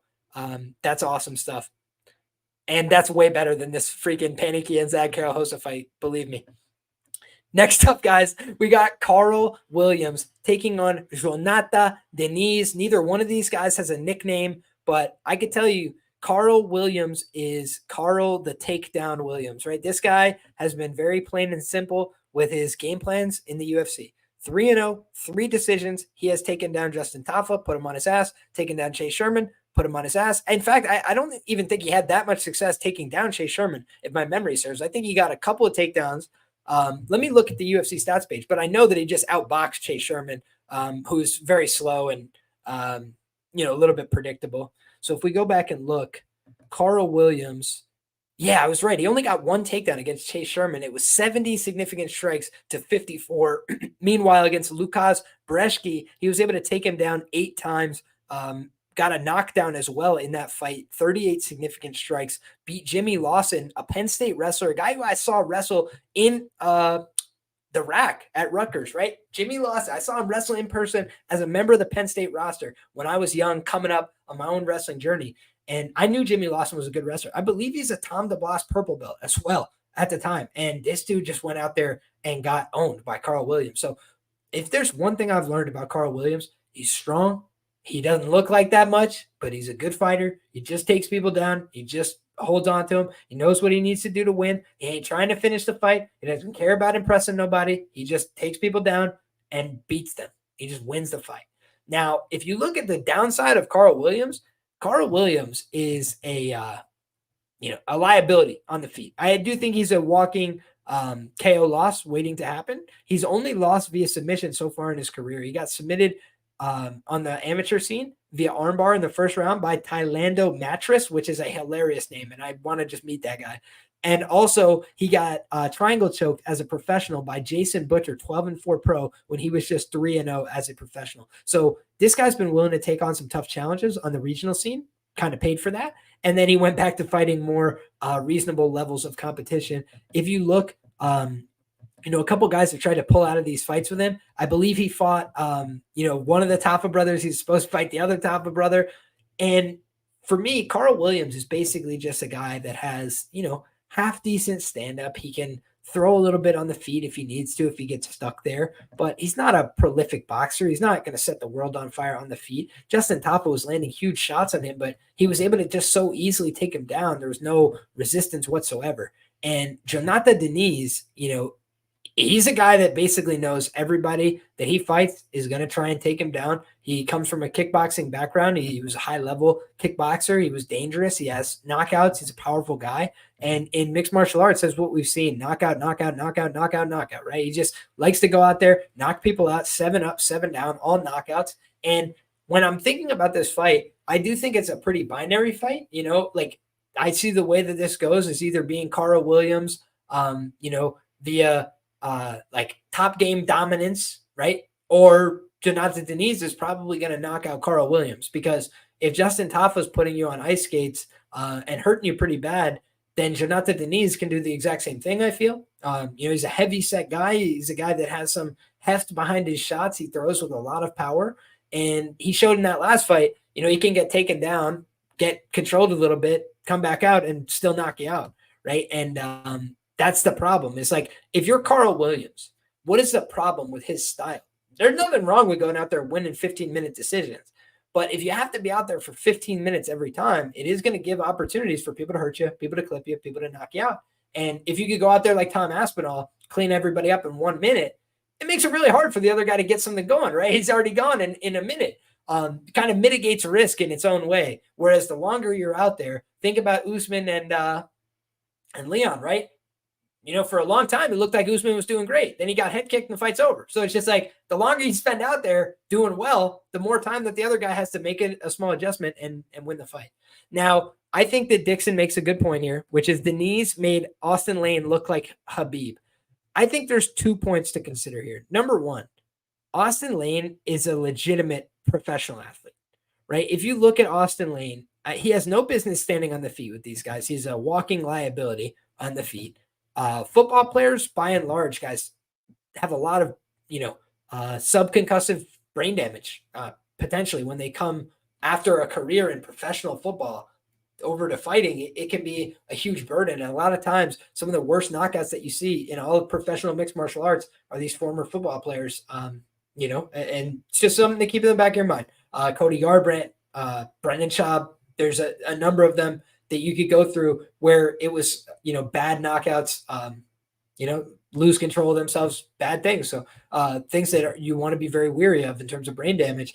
And the one thing about Austin Lane and these football players is they do have, football player athleticism, right? Like most fighters in the UFC, a lot of professional athletes in the UFC aren't the highest level professional athletes in the world. Some of them are, right? You could think of some of them. George St. Pierre is just an elite athlete. Some of these guys are elite athletes.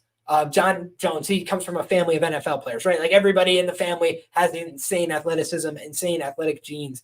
But you look at some of these players that come from major professional sports, millions and $1 million contracts on the line for these guys, way different scale, pricing, all these things than mixed martial arts. There's a reason why, especially in the heavyweight, light heavyweight division, sometimes they're a little talent thin. These big guys have other options for pro sports. They can go do other things, make more money doing something else with less brain damage. And so I do think to myself, Austin Lane knew I need to go out there and go for takedowns, need to sell out for these. And he went out there and did it, used his athleticism, got to some blast double legs. Football players know how to tackle you, right? It's not like they're incompetent, but it's just as the fight wore on, Austin Lane, not a natural wrestler, not a natural grappler, couldn't keep it going. I don't think that at all is the problem for Karl Williams. My problem with Karl Williams is that I just don't see him as a guy who's trying to finish these fights, right? Like I don't see Karl Williams going out there and trying to put anybody away. Lukasz Brzeski, we just saw over the weekend, Lukasz Brzeski easily got put away, right? But it's like this guy, Karl Williams, has been, out there for how much time going on. And it's like he could just find a way to stretch anybody to the 15-minute decision, it feels like. And I do worry that the longer you're out there with a guy like Diniz, you make one mistake and you could just be sleeping and the fight's over. So I don't think that Diniz is like, some guy who's destined for great things in the division, but I do think that he offers the potential antidote to Karl Williams, right? Because if you're not going to stuff the takedowns, the only way you can win is to knock the guy out. So if you're looking for a puncher's chance, I think you can do worse than glory kickboxer Jhonata Diniz. But I also don't think that he's a super high-level prospect. He's 33 years of age. Karl Williams is 34. Neither one of these guys is a spring chicken.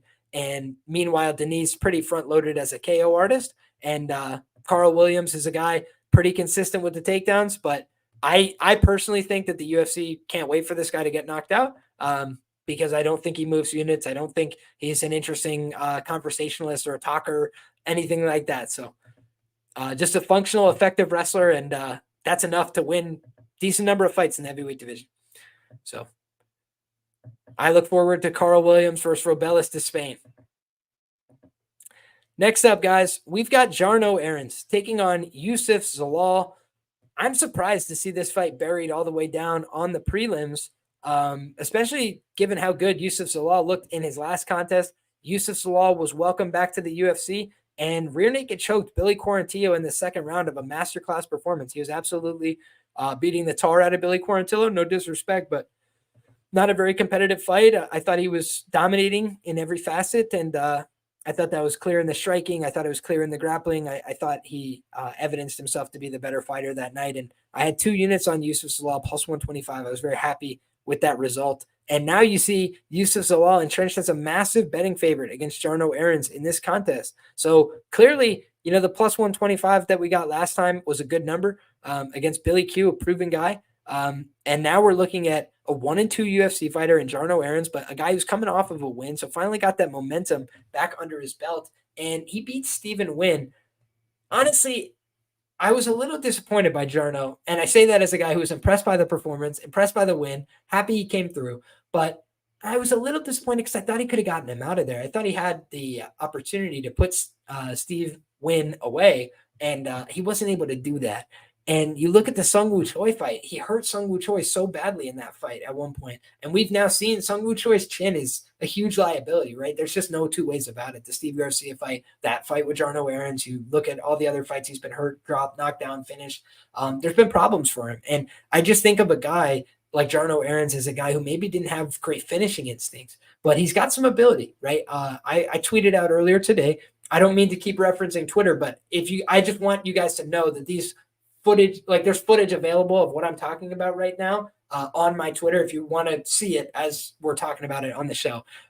But essentially, I talked about Jarno Arens has always had these moments throughout his career on the regional scene in the UFC of brilliance, right? He goes out there and he'll hit a cool throw. He'll hit an awesome strike. He'll throw a cool 2-piece combination. But I don't always see him letting his game flow together, right? I see him as a guy with a lot of good pieces. He's a big guy. He can hit pretty hard. He can hit a nice throw every now and again. He's not a terrible wrestler, but I've also seen him gas out a little bit. I've seen him drop a couple takedowns. I've seen him have some problems in these extended fights. So let's talk about his record, right? He lost to William Gomis, and geez Louise, I just think that's not a great loss to have on your resume. William Gomis is obviously a guy who has not lost yet in the UFC, but he's a guy that's really been struggling to make it to bookings. Went to split decision with Francis Marshall, majority decision with Jarno Arens, and he body kicked Yanis Gamori in the cup and finished him. But in any case, I'm kidding, of course. When you look at his run, hasn't been all that impressive, but now they've got him fighting Joe Anderson Brito, which should be an interesting contest to say the least. I'll withhold my betting judgments on that one until we get to it on the show. But essentially, I think Jarno Arens is a solid guy, but he's been submitted before. He's been decisioned before. I do think he can get clipped on the feet. Stephen Wynn landed a couple decent shots in his own right in a fight he was losing. I think Youssef Zalal, let me see the intangibles here, because Youssef is actually going to have a 2-inch reach advantage. They're going to have height parity.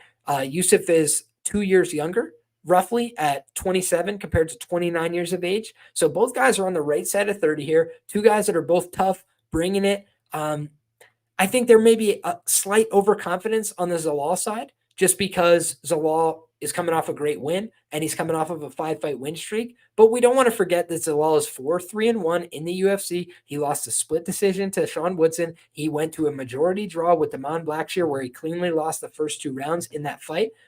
He lost to Ilia Topuria. Guys, you want to know a great piece of MMA lore, an absolute gem from the MMA betting archives? Youssef Zalal, minus 160 favorite against Ilia Topuria. What a difference a day makes in the market, right? Ilia Topuria was a dog, unknown, and this is an interesting one, because I felt like Yusuf Zalal, guys, was a good fighter. Like back in the day, I had said Yusuf Zalal was a good fighter when he fought like Austin Lingo and Jordan Griffin and these guys. I was like, there's just something about him. He's a young kid. He has a lot of piss and vinegar. You know, he goes out there, he throws. And the one thing about Yusuf Zalal that I think is really impressive, guys, is he's never been finished.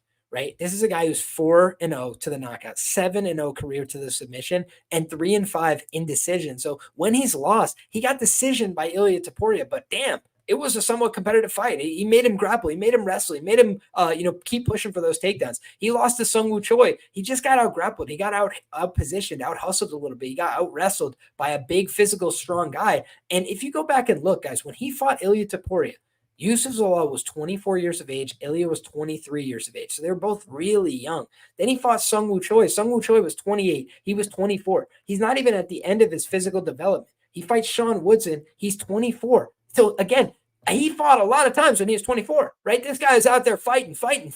And he was fighting older guys that are a little bit older, a little bit more into their prime. But if you look at this guy's career, he's fought a ton of tough fighters throughout his run. Fought Chepe Mariscal, fought Ilia Topuria, fought Sean Woodson, fought Damon Blackshear, fought Sung Woo Choi. So he's fought a lot of really tough guys along the way. Even Peter Barrett, Jordan Griffin, Austin Lingo, those are all UFC level fighters that he beat along the way. And most of them are no longer with the company. But Billy Quarantillo is the guy who's been sticking around. He's 6-4 in the company, and he was 6-3 heading into that fight where Yusuf Zalal audited him. So I think Yusuf Zalal is on the up and up right now. I think the Jarno Aarons can win more UFC fights, but I do think he's kind of just going along to get along a little bit. I thought last performance was his clear best so far in the UFC, but I think Yusuf Zalal would absolutely dunk on Stephen Wynn. So that's just the way I see it, guys. I think that there's probably a level gap here, but I also don't think it's Yusuf Zalal is not a guy you want to be comfortably laying big favorite prices with just because of his nature to fight close with people over time. If you look at his decisions in the UFC, there's a ton of evidence to support that. So in any case, guys, I do think that we've seen a lot better finishing instincts from Yusuf Zalal lately. I wanted to mention that. Yusuf Zalal, guys, like on his win streak, I think he had finished a kickboxing match, a couple MMA fights, strikes, submissions. He was out there really trying to get after it and prove I can go out there and finish fights. And then he translated it in his UFC reintroduction. So Yusuf Zalal, a guy who I was very high on. And I thought that he was my worst prospect call of all time, guys, because I had said, like, this is a serious prospect. Then he loses 3 fights in a row and gets cut from the UFC. And I was like, I am an idiot. I know nothing. I have no idea. And after he won his last fight, I felt vindicated because that was everything I had talked about. I was like, this kid's got pace. He's got passion. He's got aggression. He's got some finishing instincts. Now it's all starting to translate a little bit more as he gets a little bit older. And I don't typically love the Factory X gym, but I think he's probably one of the best guys out of there. His cardio is good. And I think he's going to be ready to go for this fight. But great scrap. And Jarno Aarons is not a pushover, man. He might land a couple of big punches in this fight. He has moments, but I worry that the consistency won't be there. The other thing I wanted to mention is this feels like it could be a draw. And I never say that. I'm like the last person to ever point out a draw. Shout out to my guy, Moise Audio. He's a guy who talks about the draw sometimes. But these two guys have the exact same record, 14-5-1, right? They both have a draw already on their record. And Yusuf Zalal had a draw in the UFC with Damon Blackshear. He just stormed back on him in round 3. And I just think both these guys can kind of have big moments like knockdowns. For Yusuf Zalal, he's great with the back takes and things like that. You could just see one guy dominate one portion of this fight and not the other portion. So I think that Dixon hits the nail on the head here. Zalal has the aura, but Jarno's he's not a punk, right? Not a punk. Last but not least, we've got a women's contest, guys. This one's going down in the strawweight division at 115 pounds. And I'm going to quote the numbers from our friends at Fight Numbers, guys. If you haven't already, make sure that you go ahead and check out fightnumbers.com. They've got free information. They've got premium information. And either way, it's all stuff that's going to help you win on your UFC bets or get the best available price. So if you're going to lose less. If you're going to win more. That's always the goal. But either way, we're looking at the best available price. Talita Alencar sitting at a plus 165 over on Bet Online. Meanwhile, Stephanie Rondinha Luciano is sitting at a minus 170 over at FanDuel Sportsbook. So this is a fight where you've got two women rematching, guys. We talked about a rematch that's going down in the main event. We've got bookend rematches. How about that? This went down on the Contender Series, guys. This went down with Talita Alencar and Stephanie Luciano fighting to a draw, right? 5-1-1. Stephanie Luciano taking on Talita Alencar, who is 5-0-1. And Alencar has since bounced back from that draw. She got signed to the UFC. She went out there. She fought Rayanne Amanda to a controversial split decision win. Then you look at Stephanie Luciano, right? Stephanie Luciano fought to a draw on the Contender Series, guys, and she has not fought since. She was scheduled for a fight with Julia Pilastri in March of this year, and she withdrew due to dengue fever. Now, guys, I can't say that I'm a doctor, a scientist, anything like that. I'm far from it. But dengue fever, break bone fever, is what dengue translates to, is a viral infection that spreads from mosquitoes to people, more common in tropical and subtropical climates. The common symptoms are high fever, headache, body aches, nausea, and rash. So that sounds absolutely terrible. I've never seen it. My guy Dixon says he has seen it, and it's terrible. I have a good friend who was born in Guatemala. So my brother, that sounds absolutely terrible. My cousin had dengue. He was out for months. I'm very sorry to hear that, Nendal. Wow. So yeah, basically what we're seeing is, Stephanie Luciano had a serious health scare. I don't think there's another way to describe it. So, she's clearly a talented fighter. These women went to a draw the first time. Talita Alencar, I think Dixon kind of hit it on the head, right? She is a little bit of a weasel, right? She finds a way to win the fight, but it's not always clean. It's not always easy. If you go back and look, the thing that really scared me about Alencar is that she had some sketchy moments against Contreras. She had some sketchy moments against Kelsey Arneson, where the fights get extended. She's not able to necessarily dominate using her jiu-jitsu fully, right? And by dominate, I mean to the point of submission, to the point where her opponent gives up. She was able to get a third round sub against Contreras. She was able to go the full 15 minutes with Kelsey Arneson, but her cardio is not great. Oh, excuse me. And I don't know that we can, project her to fight a great 15 minutes. I think she's basically capped right now at about 10 solid minutes, and she's very small as well. So if you look, she's giving up substantial height and reach, and, she could definitely be in another position where she's gassed out in this fight. She struggles to strike with Luciano, and she just gets outlanded on the feet and or hurt at some point and potentially put away.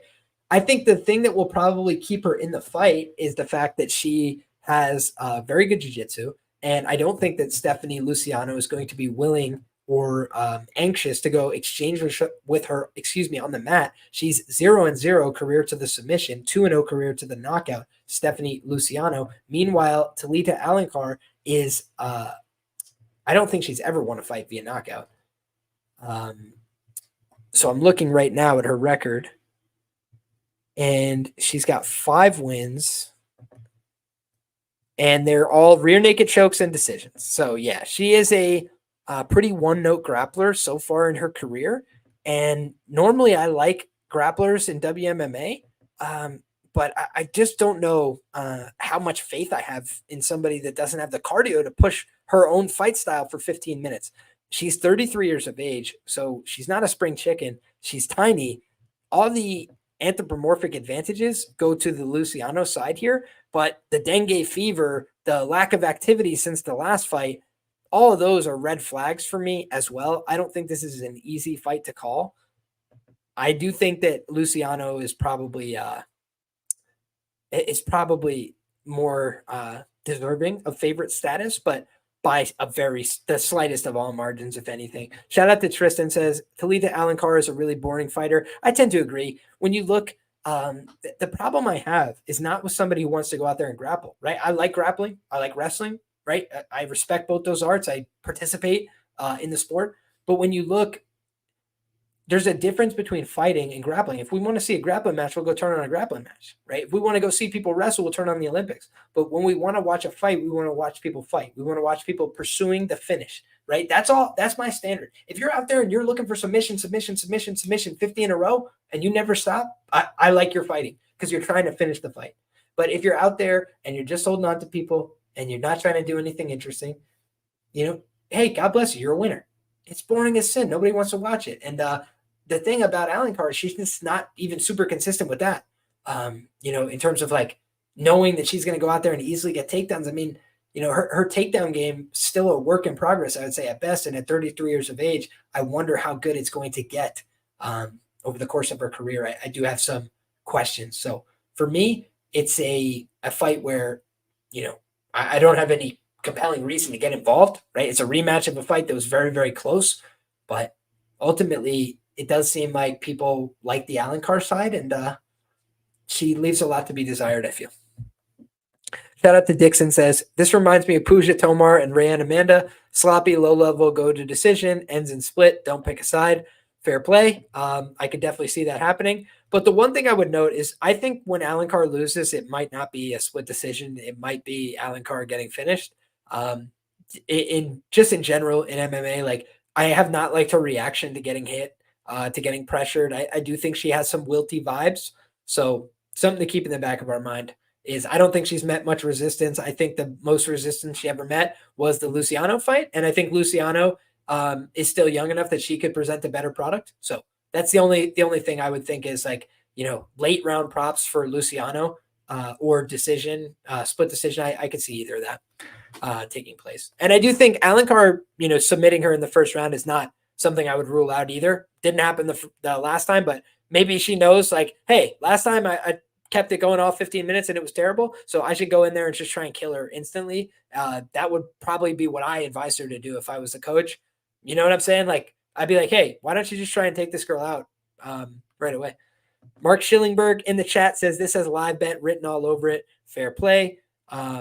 General Joy de Vivir. I tried my best. I butchered that, I'm sure. Fading the dengue. I understand. Fight doesn't go the distance I like at plus 190, says my guy Lion Mover. I think that's a little thin, if I'm being frank, on value, but I don't hate it because I could definitely see the case for both women finishing. I can't really see Luciano by sub unless Alencar is completely on E, but I can see where you're coming from on that. And contrarian WMMA fight doesn't go the distance. That's an angle I look for myself sometimes. So fair play, my brother. Good shout.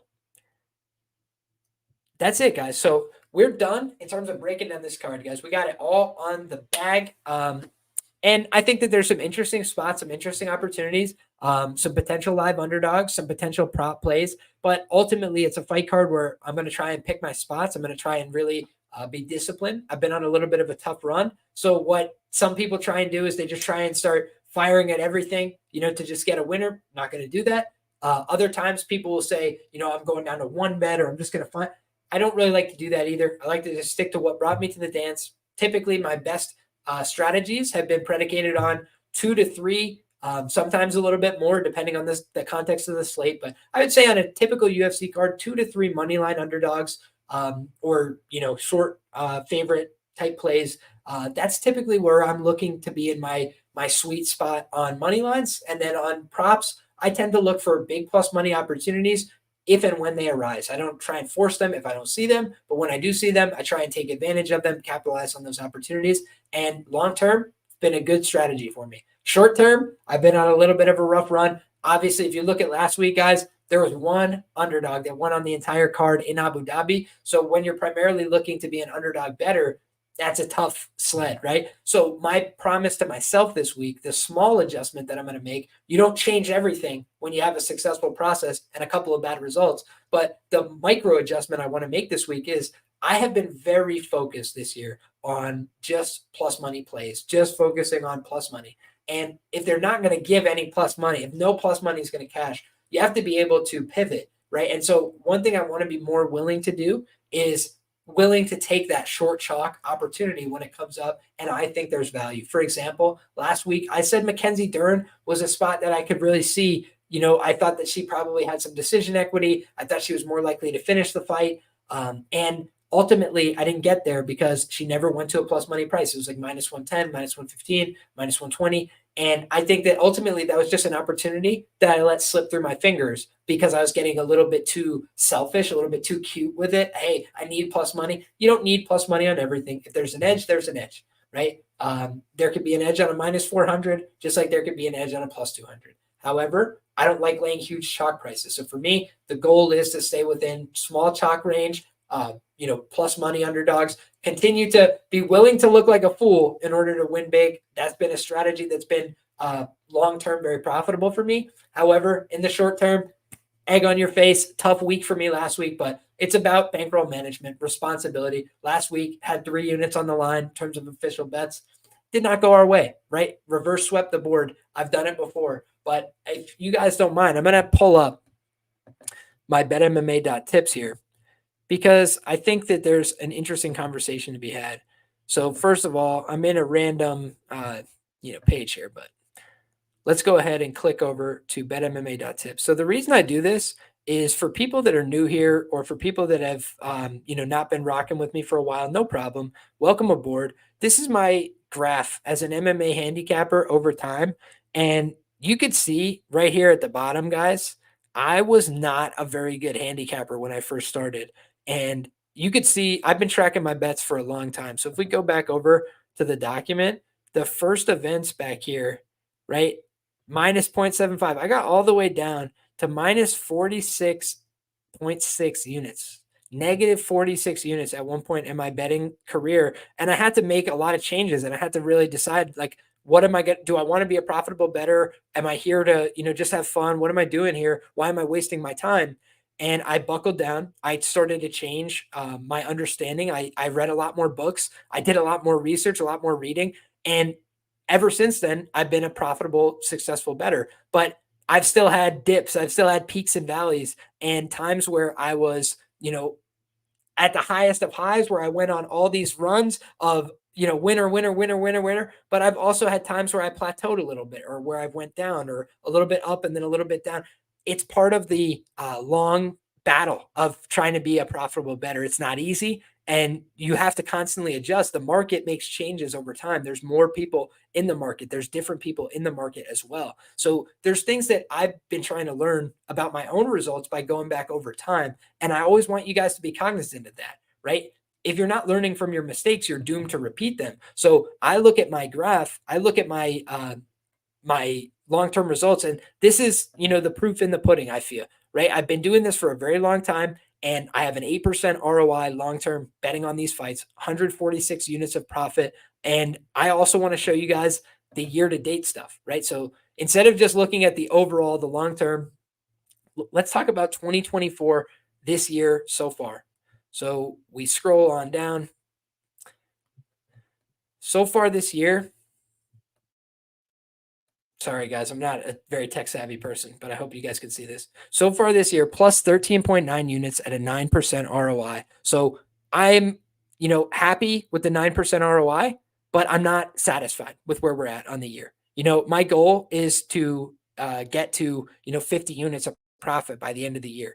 And that's not going to be easy, but I've done it before, right? I've got 99 units before. So I know it's possible. I want to set goals that are attainable, that are difficult, but that are attainable. And so for me, I have, a few months left of the year to make it happen. And so I have to be strategic. I have to say to myself, okay, I'm on a tough run, but this is what I want to highlight right here, guys.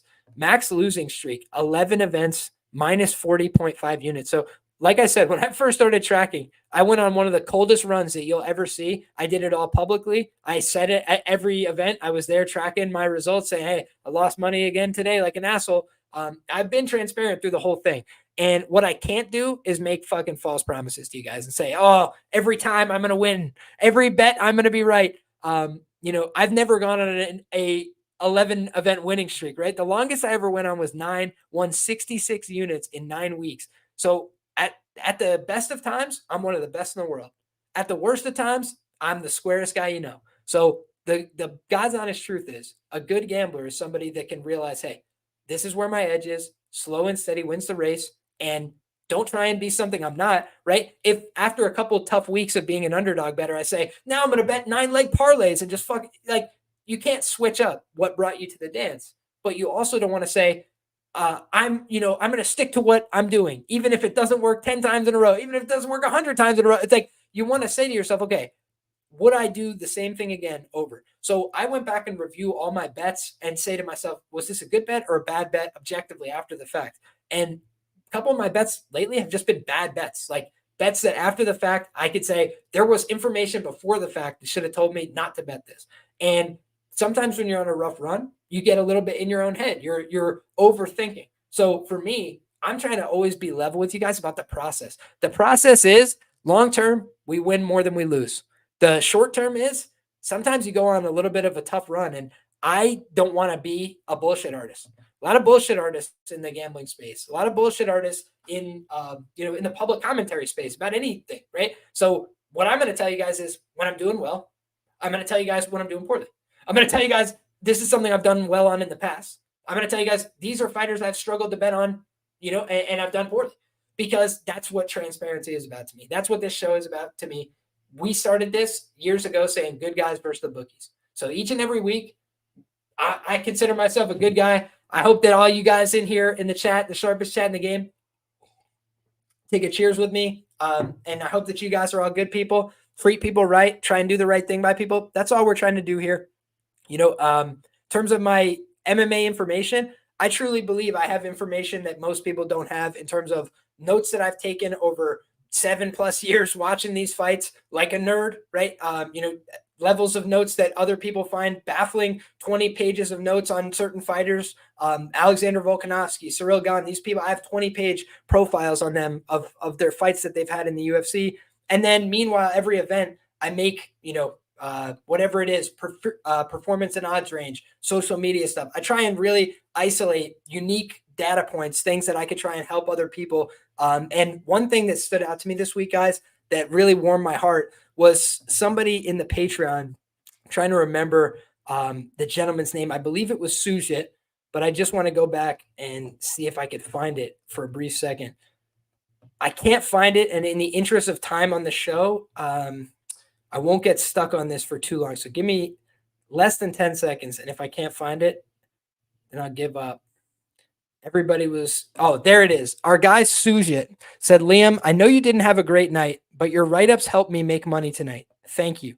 And what I have always tried to stress is I'm not going to be Nostradamus, right? But what I can tell you is what I bet and why. And then if I do well, great. But if I don't, I'm sorry. All I can tell you is the truth, what I bet and why. Now, for other people, there's a lot of people that are very sharp bettors. There's a lot of people that are good MMA bettors, but they don't always have all the information, or they don't always have all the time, or they prefer to read somebody else's opinion before they part ways with large sums of money, right? Some people are betting way more money than I am. I bet $100 units, right? And you guys can look, very transparent about that. I post my tickets. I've been doing this for a long time. But then other people, they're betting thousands of dollars on plays, right? They're really investing hundreds of thousands of dollars on all these different sophisticated betting syndicates and what. I respect the shit out of the game. I understand how the game works. So when people are trying to get down that amount of money, they might not have time to do, research on mixed martial arts fights. They're betting on 10 different markets, but they know that my MMA information is very quality and they like to read it over before they part ways with their money. So I have write-ups on every single UFC fight that takes place over the course of the year. And all the ones that have taken place over the last however many years, I've been writing full card previews. I've been writing notes on these fighters for a very long time. That is where a lot of my information comes from, is longevity in the space. I do a lot more written material than most people in general, just because I write every week for Roto Grinders, a full card preview, 7-8 pages about these fights, on a weekly basis, prelims, main card, every single fight covered. And so it's not all going to be right, but it's all going to be my best effort. It's all going to be my sincere analysis, me trying my best. And so that's what I can promise you. Now, as for Contender Series, I wanted to talk about the fact that's going to be coming back. That's something that I've always been very passionate about. I love Contender Series as well. I had 1 year on Contender Series where I did not lose a single event. We just won every event 10 weeks in a row on Contender Series. Some of them were small, 0.2 units, 0.3, but we won every single event on Contender Series, which was awesome. And we obviously have had up and down since, right? It wasn't smooth sailing every season of Contender Series, but overall, it's a fun product. It's a time when, willingness to do a little research and dig into some of the numbers can pay off. Playing big underdogs. I remember last year we called Brenson Ribeiro. It was like plus 600 and knocked out Bruno Lopes.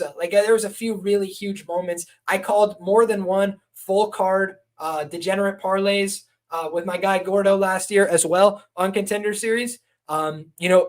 Shout out to my guy Dixon in the chat. Says Liam became the Gaziev whisperer on Contender Series. I said to take the ends by sub. I warned people Greg Velasco is going to take that back.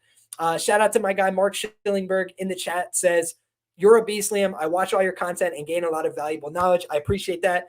I appreciate all the hard work and time you put in. Just want you to know I gain so much from what you do. I appreciate you, brother. It's a blessing. It's always my pleasure. I always just come to you guys in earnest. I love the fights. I love talking about it. And I appreciate everybody who spends time with me on these shows. Shout out to my guy Tristan, says, respect to you, Liam. Have a good night. Much love and huge respect to you. You have to pick your spots and be smart about it, says Zero Bob. No doubt about it. I think that that's a great point. Shout out to my guy Real Fight Picks, says, Liam, you're a legend. Don't be so hard on yourself. I appreciate you, brother. I think that when you're in this position, right, where you have an audience where people come and they listen to what you have to say about fights, then it's incumbent on you to try and take it seriously, right? And to be very sincere and transparent. So if I am telling people that I take this seriously and I really try and do a good job and I do shitty, I'm not going to then come back to you guys and be like, hey, didn't I do a great job? If I've had a tough couple of weeks, I'm going to let you guys know, hey, I've done a tough, couple of weeks. Like it's not been my best stuff. But the other thing is I will then write up the night after, hey guys, here's the results that we had over the weekend. Here's all the things I did fucking stupid, right? Here's all the shitty decisions I made. Here's the things I got wrong. Because if you're not learning from your mistakes, you're doomed to repeat them. And so for me, that's the thing that I'm always trying to learn from my mistakes. I've made plenty of terrible, stupid bets. And if you guys have done this for long enough, then you've made really terrible, stupid bets. If you guys don't mind, think of the most ridiculous, stupid bet you've ever made and send it in the chat. I bet Gerald Mearshart against Khamzat Chimaev at like plus 450 or something like that. He got knocked out by literally one punch in like 28 seconds or something. So we've all made really dumb bets. But if you make fewer dumb bets, bad bets over time, and you make more good bets over time, then you win. That is the name of the game as I see it. So my goal is, hey, hopefully the last couple of weeks I've gotten all the shitty bets out of my system. It's time to dial in, find some good bets. I've had profitable results on these fighters in the past. Looking at the previous money line results, about plus 9 units for me at a 28% ROI. So that's my goal, is to just get back on track with a crop of fighters that I've done well on before and a card style. This low-key Apex, a little bit quieter, a little bit more under the radar. Those have been the cards that I've been doing better on this year. So Lord willing, knock on wood, we're going to keep the ball rolling there. If you guys have any questions, comments, concerns, please, guys, go ahead and fire as many as you have in the comment section down below, as well as in the live chat. I have a few more minutes. I'll probably go live until 1 a.m. So if you guys are just here for betting conversation, strictly betting content for this UFC Vegas 95, I would say we can wrap it on that. Thank you, guys. God bless you. Have a good night. But if you guys want to continue the conversation, I still got 18 good minutes in me. We'll go till 1 a.m. and I'll answer any other questions that you guys have live in the chat, because I appreciate you guys who are still up rocking with me. I see we still got 270 people live on X. We got 58 people rocking with us live on YouTube. So I appreciate each and every one of you guys that's making the time this late in the evening, still hanging out here. So if you guys have questions, comments, concerns, go ahead and fire them off, and I'm more than happy to discuss them there. Then shout out to our guy Tristan as well. Says, Week 1 on Contender Series, don't sleep on Islam Dulatov. He's coming for your UFC welterweight division soon. I'm excited. I'm definitely going to have to look into Contender Series. And I'll tell you what, I think my goal tonight is to get some Contender Series content up on the Patreon Shout out to our guy taking your top knot. You sold me, Liam. I'm signing up for your Patreon now. My brother, I hope it turns out to be a great decision. I'm going to continue to work hard. And Lord willing, we have a great week this week. We're due. As the gambling gods would say, we're due. So knock on wood, knock on the odds mug. Cheers to you. I appreciate the support big time. Thank you. Shout out to the rest of the chat. Let's see what else we got to say. My guy, MMA Line Mover, says, Muhammad Yahya, worst bet you've ever made. Hey, peace, love, and chicken grease, brother. I've been there. That was absolutely the worst bet we've ever made.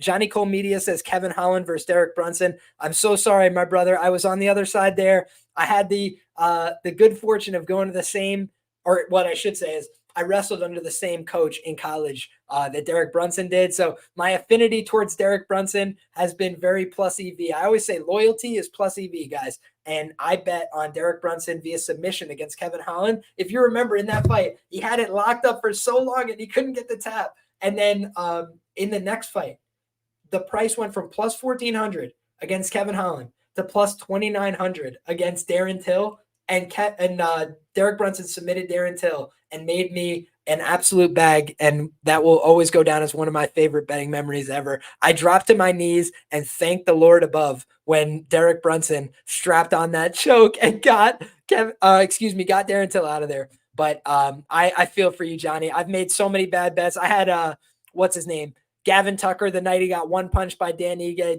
Don't you worry about a thing, Johnny. We've all been there, brother. Shout out to our guy Dixon as well. Says, Liam, please do a show on the changes DK is doing on taxes. Man, that's an interesting thing. I might make a short video on that. Essentially, man, it's a winning tax, right? Like you have to pay a tax on your winnings as far as I understand. And, that's pretty criminal as far as I'm concerned, right? It's like, not a huge percentage of the space is long-term winners. So then the question is, who are they taxing? They're basically just taxing anybody who comes to the platform, an extra amount. It's like adding Vigorish on top. So just pretty brutal. And another reason why I'm glad I don't play with DraftKings. Shout out to Mark in the chat says, I understand what you're saying, but no one's going to be perfect. Anyone who's around knows you put in the work and you're passionate about this. Hey, I appreciate you, Mark. Glad you feel me, my man. Brunson retired. Yeah, but he's still looking for something, bro. I think he's doing PFL or Bellator or something. How do you feel about Jackson Mariscal? I was saying before, I think it's an interesting fight. I think Chepe is a touch overvalued, but I also think he's going to find a way to get it done. So it's looking like a pass for me, but it's a really good fight. And you say you think Jackson is underrated there. I would agree with you, man. I think it's a dog or pass situation. Chepe's been a dog, I think, 4 times in a row in the UFC, and he's done very well. But now he's a huge favorite. We've seen how many times that can go wrong for guys. But, Chepe's also coming off a very controversial decision. It could have easily went the other way. Favorite long shot prop. I don't know that we have any props on the slate yet. Excuse me, but that's a really good question. Let me see if fightodds.io is showing any props for these fights yet. If so, maybe we'll have something for you here. Goodness gracious. That's terrible. So nothing on the main event jumped out at me. I can tell you that right away, fellas. And ladies. I know we had one lady in here before. I always appreciate when we got some young ladies viewing the show. Appreciate you guys. I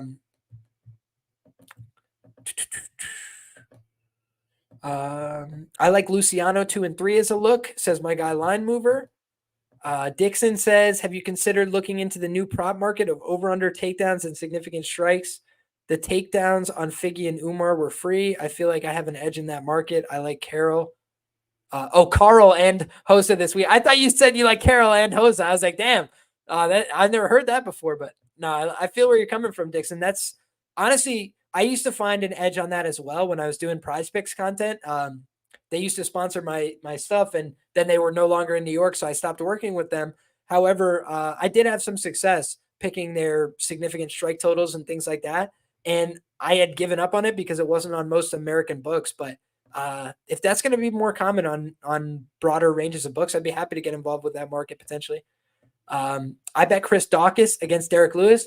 Oh my goodness. You bet a cop against a felon. That's a tough one, brother. Yeah, Derek Lewis exacted his revenge in that one. No doubt about it. Loyalty is royalty. You know that, brother. Ice Viking says, I bet against Jake Paul with basically every ex-MMA fighter except Nate. I had given up at that point. I understand.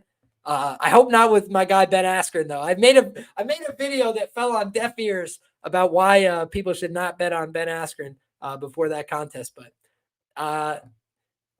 PPD on DraftKings. I don't know what that means, Real Fight Picks, but I appreciate you. Liam, since we got time, please scroll up to my prop question. I didn't copy and paste it.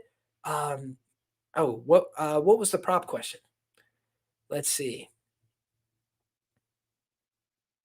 Oh, about new props. Okay, I think I did hit that one. Okay. I think we've hit most of the questions here. You think Danny Barlow gets it done this week? Says Steph Erdson. Yes, I do. You got a short notice opponent. I think Veretennikov can win UFC fights, but I think he's in over his head a little bit on short notice, and I think Danny Barlow's the truth. Did you watch Crawford? Yeah, I did watch Crawford. I thought that was a really good fight. What is it, Majormov or something? I can't remember the gentleman's name too well, but when I was watching, I was impressed by both men. I honestly didn't think that it was as wide for Crawford as the decision. When I was watching live, I thought the other gentleman was taking some rounds off him, but Crawford was so sensational about him. Madrimov, that's it. Thank you so much. Peace and love in the chat said that. Great shout. Thank you. Israel Madrimov. This guy, what he brings to the table is he's like, he's doing all this like jittery movement. He's very hard to get a beat on. And you could see Crawford is like trying to line up these like powerful counters. And he's got fast hands too. Like Crawford is just a real son of a gun to be in there with, because you see how good he really is. Like you're just seeing Crawford make these reads. He's throwing big shots up the middle. He's finding his uppercuts. He's finding his range on these different shots. And Madrimov would connect. Like he'd land these right hands. He'd like touch him with these shots. He'd even like push him back a little bit. But I could just tell there wasn't much like impact. Madrimov just could not generate the same impact, which is crazy. Thinking that this guy is coming up from a weight class down and he was still landing the bigger shots, I felt pretty substantially. Crawford would just hit so hard. When he would go off in those combinations, he's fast, he's clever. And the thing that really stood out, I forget who said this, but I saw somebody tweet this. I wish I could give them credit. If you guys know who it was, y'all please say it in the comments. But somebody had said, like, great fighters, they just find a way to take over late in the fight. And that is exactly what I thought we were witnessing from Terrence Crawford. Is I thought going into round 11, the fight was in the balance. And I thought rounds 11 and 12, Terrence Crawford said, this is my fight. I'm going to walk forward, take the fight. And I thought that was impressive. I thought that Crawford probably earned it in those last two rounds. Again, if they had said draw, I would have believed that. That would have been the one time I wasn't thinking, wow, what a fishy boxing draw, right? I actually thought that was a fair candidate for a draw. I thought both guys did great work, and ultimately, it was just a lot of close rounds. So close rounds can lead to one guy winning by a couple rounds that you didn't expect. And, one of the commentators, I forget who it was saying that they thought, he was running away with it. Crawford's going to win by a lot. And he did. He did end up winning, pretty big on the scorecard. So shout out to Terrence Crawford. I think he's a sensational fighter. Omaha, Nebraska, stand the hell up. This guy is a very talented guy. And when you think about being from a small market like that, he's done sensational things for his life, changed his family's life effectively forever, become an all-time great. And I do think when you talk about Crawford, one thing you got to remember is he's got this, like wrestling about him, right? Like if you've ever watched, the guys had these videos of him sprawling, wrestling, like doing these things. He's got a wrestling background, makes sense from Omaha, Nebraska. But when you're thinking about what he was really able to show in that fight is when Madrimov was trying to clinch, when Madrimov was trying to like bail himself out of some like bad positions, Crawford is a motherfucker. Like he will dig underhooks. He will like get back underneath you and rip to your body. he's really hard to hold on to. And that for me was another defining feature of that fight. What made Crawford come away victorious is he just did the better work on the inside. You know, you had two guys that were both, I thought, doing a great job managing the fight, picking their spots. But I thought once they got to those close quarters engagements, you just saw that Crawford could do more damage and he could just unload with faster, more accurate combinations. Very, very good fight. Very good fight. And, you know, one thing I like to draw a distinction. You guys will see me get frustrated sometimes because I've watched so many fights at this point in my life. I've watched so many MMA, UFC fights. When guys are out there not trying to finish the fight, it's frustrating to me because that, for me, is the essence of fighting. It's the one thing that changes fighting from all these other sports, right? What is a football game? 4 quarters. It's 4 quarters, maybe in overtime. That's a football game, right? No matter, I can beat you by 60. It's 4 quarters. The thing that makes fighting, wrestling, jiu-jitsu, these sports, what makes them different is the air of finality. The fact that at one point, if I make a mistake, everything's over. It's like I could have done everything perfect to this point. I screw up now and I lose. Doesn't matter. I'm up by 18, 20, right? Like imagine a soccer game. I'm up by 10. It's like, all right, score a couple. It's not even interesting, Whereas like I'm up by 1,000,000 points in fighting, right? I've won every round. You hit me with one big shot, the fight's over. Everything's different. Everything changes. And Terence Crawford in that fight had an opportunity, like a lot of guys, to go out there and just leave it in the hands of the judges, so to speak, right? Where it's like, let's not do anything and then make them decide, you're nothing or mine nothing. Whose was more, eye-catching, right? You not doing anything or me not doing anything. That's sometimes what we get in fights, right? Where it's like, what do they really leave us to score? Not much, right? So we have to turn something and somebody's got to win, something's got to happen, but it doesn't really feel very satisfying. Terence Crawford looked like he wanted to finish the fight. He looked like he tried to finish the fight. He looked like he pursued the finish. So even though he didn't get it, you didn't come away feeling gypped as a fan, saying to yourself, man, this guy Terence Crawford just, let him off the hook. Why didn't he throw? Why didn't he try and get him out of there? He did everything he could, it looked like, to get him out of there. He had a tough opponent. He had a skilled opponent. He did everything. He tried, landed a lot of hard shots. The other guy showed heart. He showed toughness. He threw back. He landed his own shots. That, for me, is the essence of fighting, is as long as both guys are trying the whole time to put the other guy away, I'm cool with it if it goes the distance. But it's when you're not trying to put the other guy away, when everybody's content to go 15 minutes, well, then go play baseball or go fucking pick another sport where they set aside, this is the time limit, and that's what they care about. Don't leave it in the hands of the judges. Take it away, or at least show me that you wanted it. Yeah, I tried to finish it. I did everything I could. This guy just wouldn't go away. It's a 2-man sport, right? You can't always finish somebody. Sometimes somebody's going to be super resilient. But did you try to finish? And if the answer is no, I feel you didn't do your job as a fighter. Job is to try and finish. We're trying to finish fights. Fighting. The essence of fighting. Dominant. You don't want to fight where you're just doing nothing, right? It's not the doing nothing business. It's the fight business. So I think as long as you're pursuing that finish, as long as you're trying to, get the judges out of the way, that's always what I want to see in a fight. So whether that's a mixed martial arts contest, you're looking for the submission, you're looking for the knockout, you're looking to make them quit. I don't care if they just say uncle, right? But that's what I think of as a fight. And that's why I didn't care that fight went the distance. Hey, they went out there and fought the whole time. So I was about that fight. I enjoyed that. And I'm glad somebody asked about it, because I don't always talk about boxing or some of the other, events that I watch, niche events, wrestling, things like that, but they're still interesting. And I'm glad that you guys, care.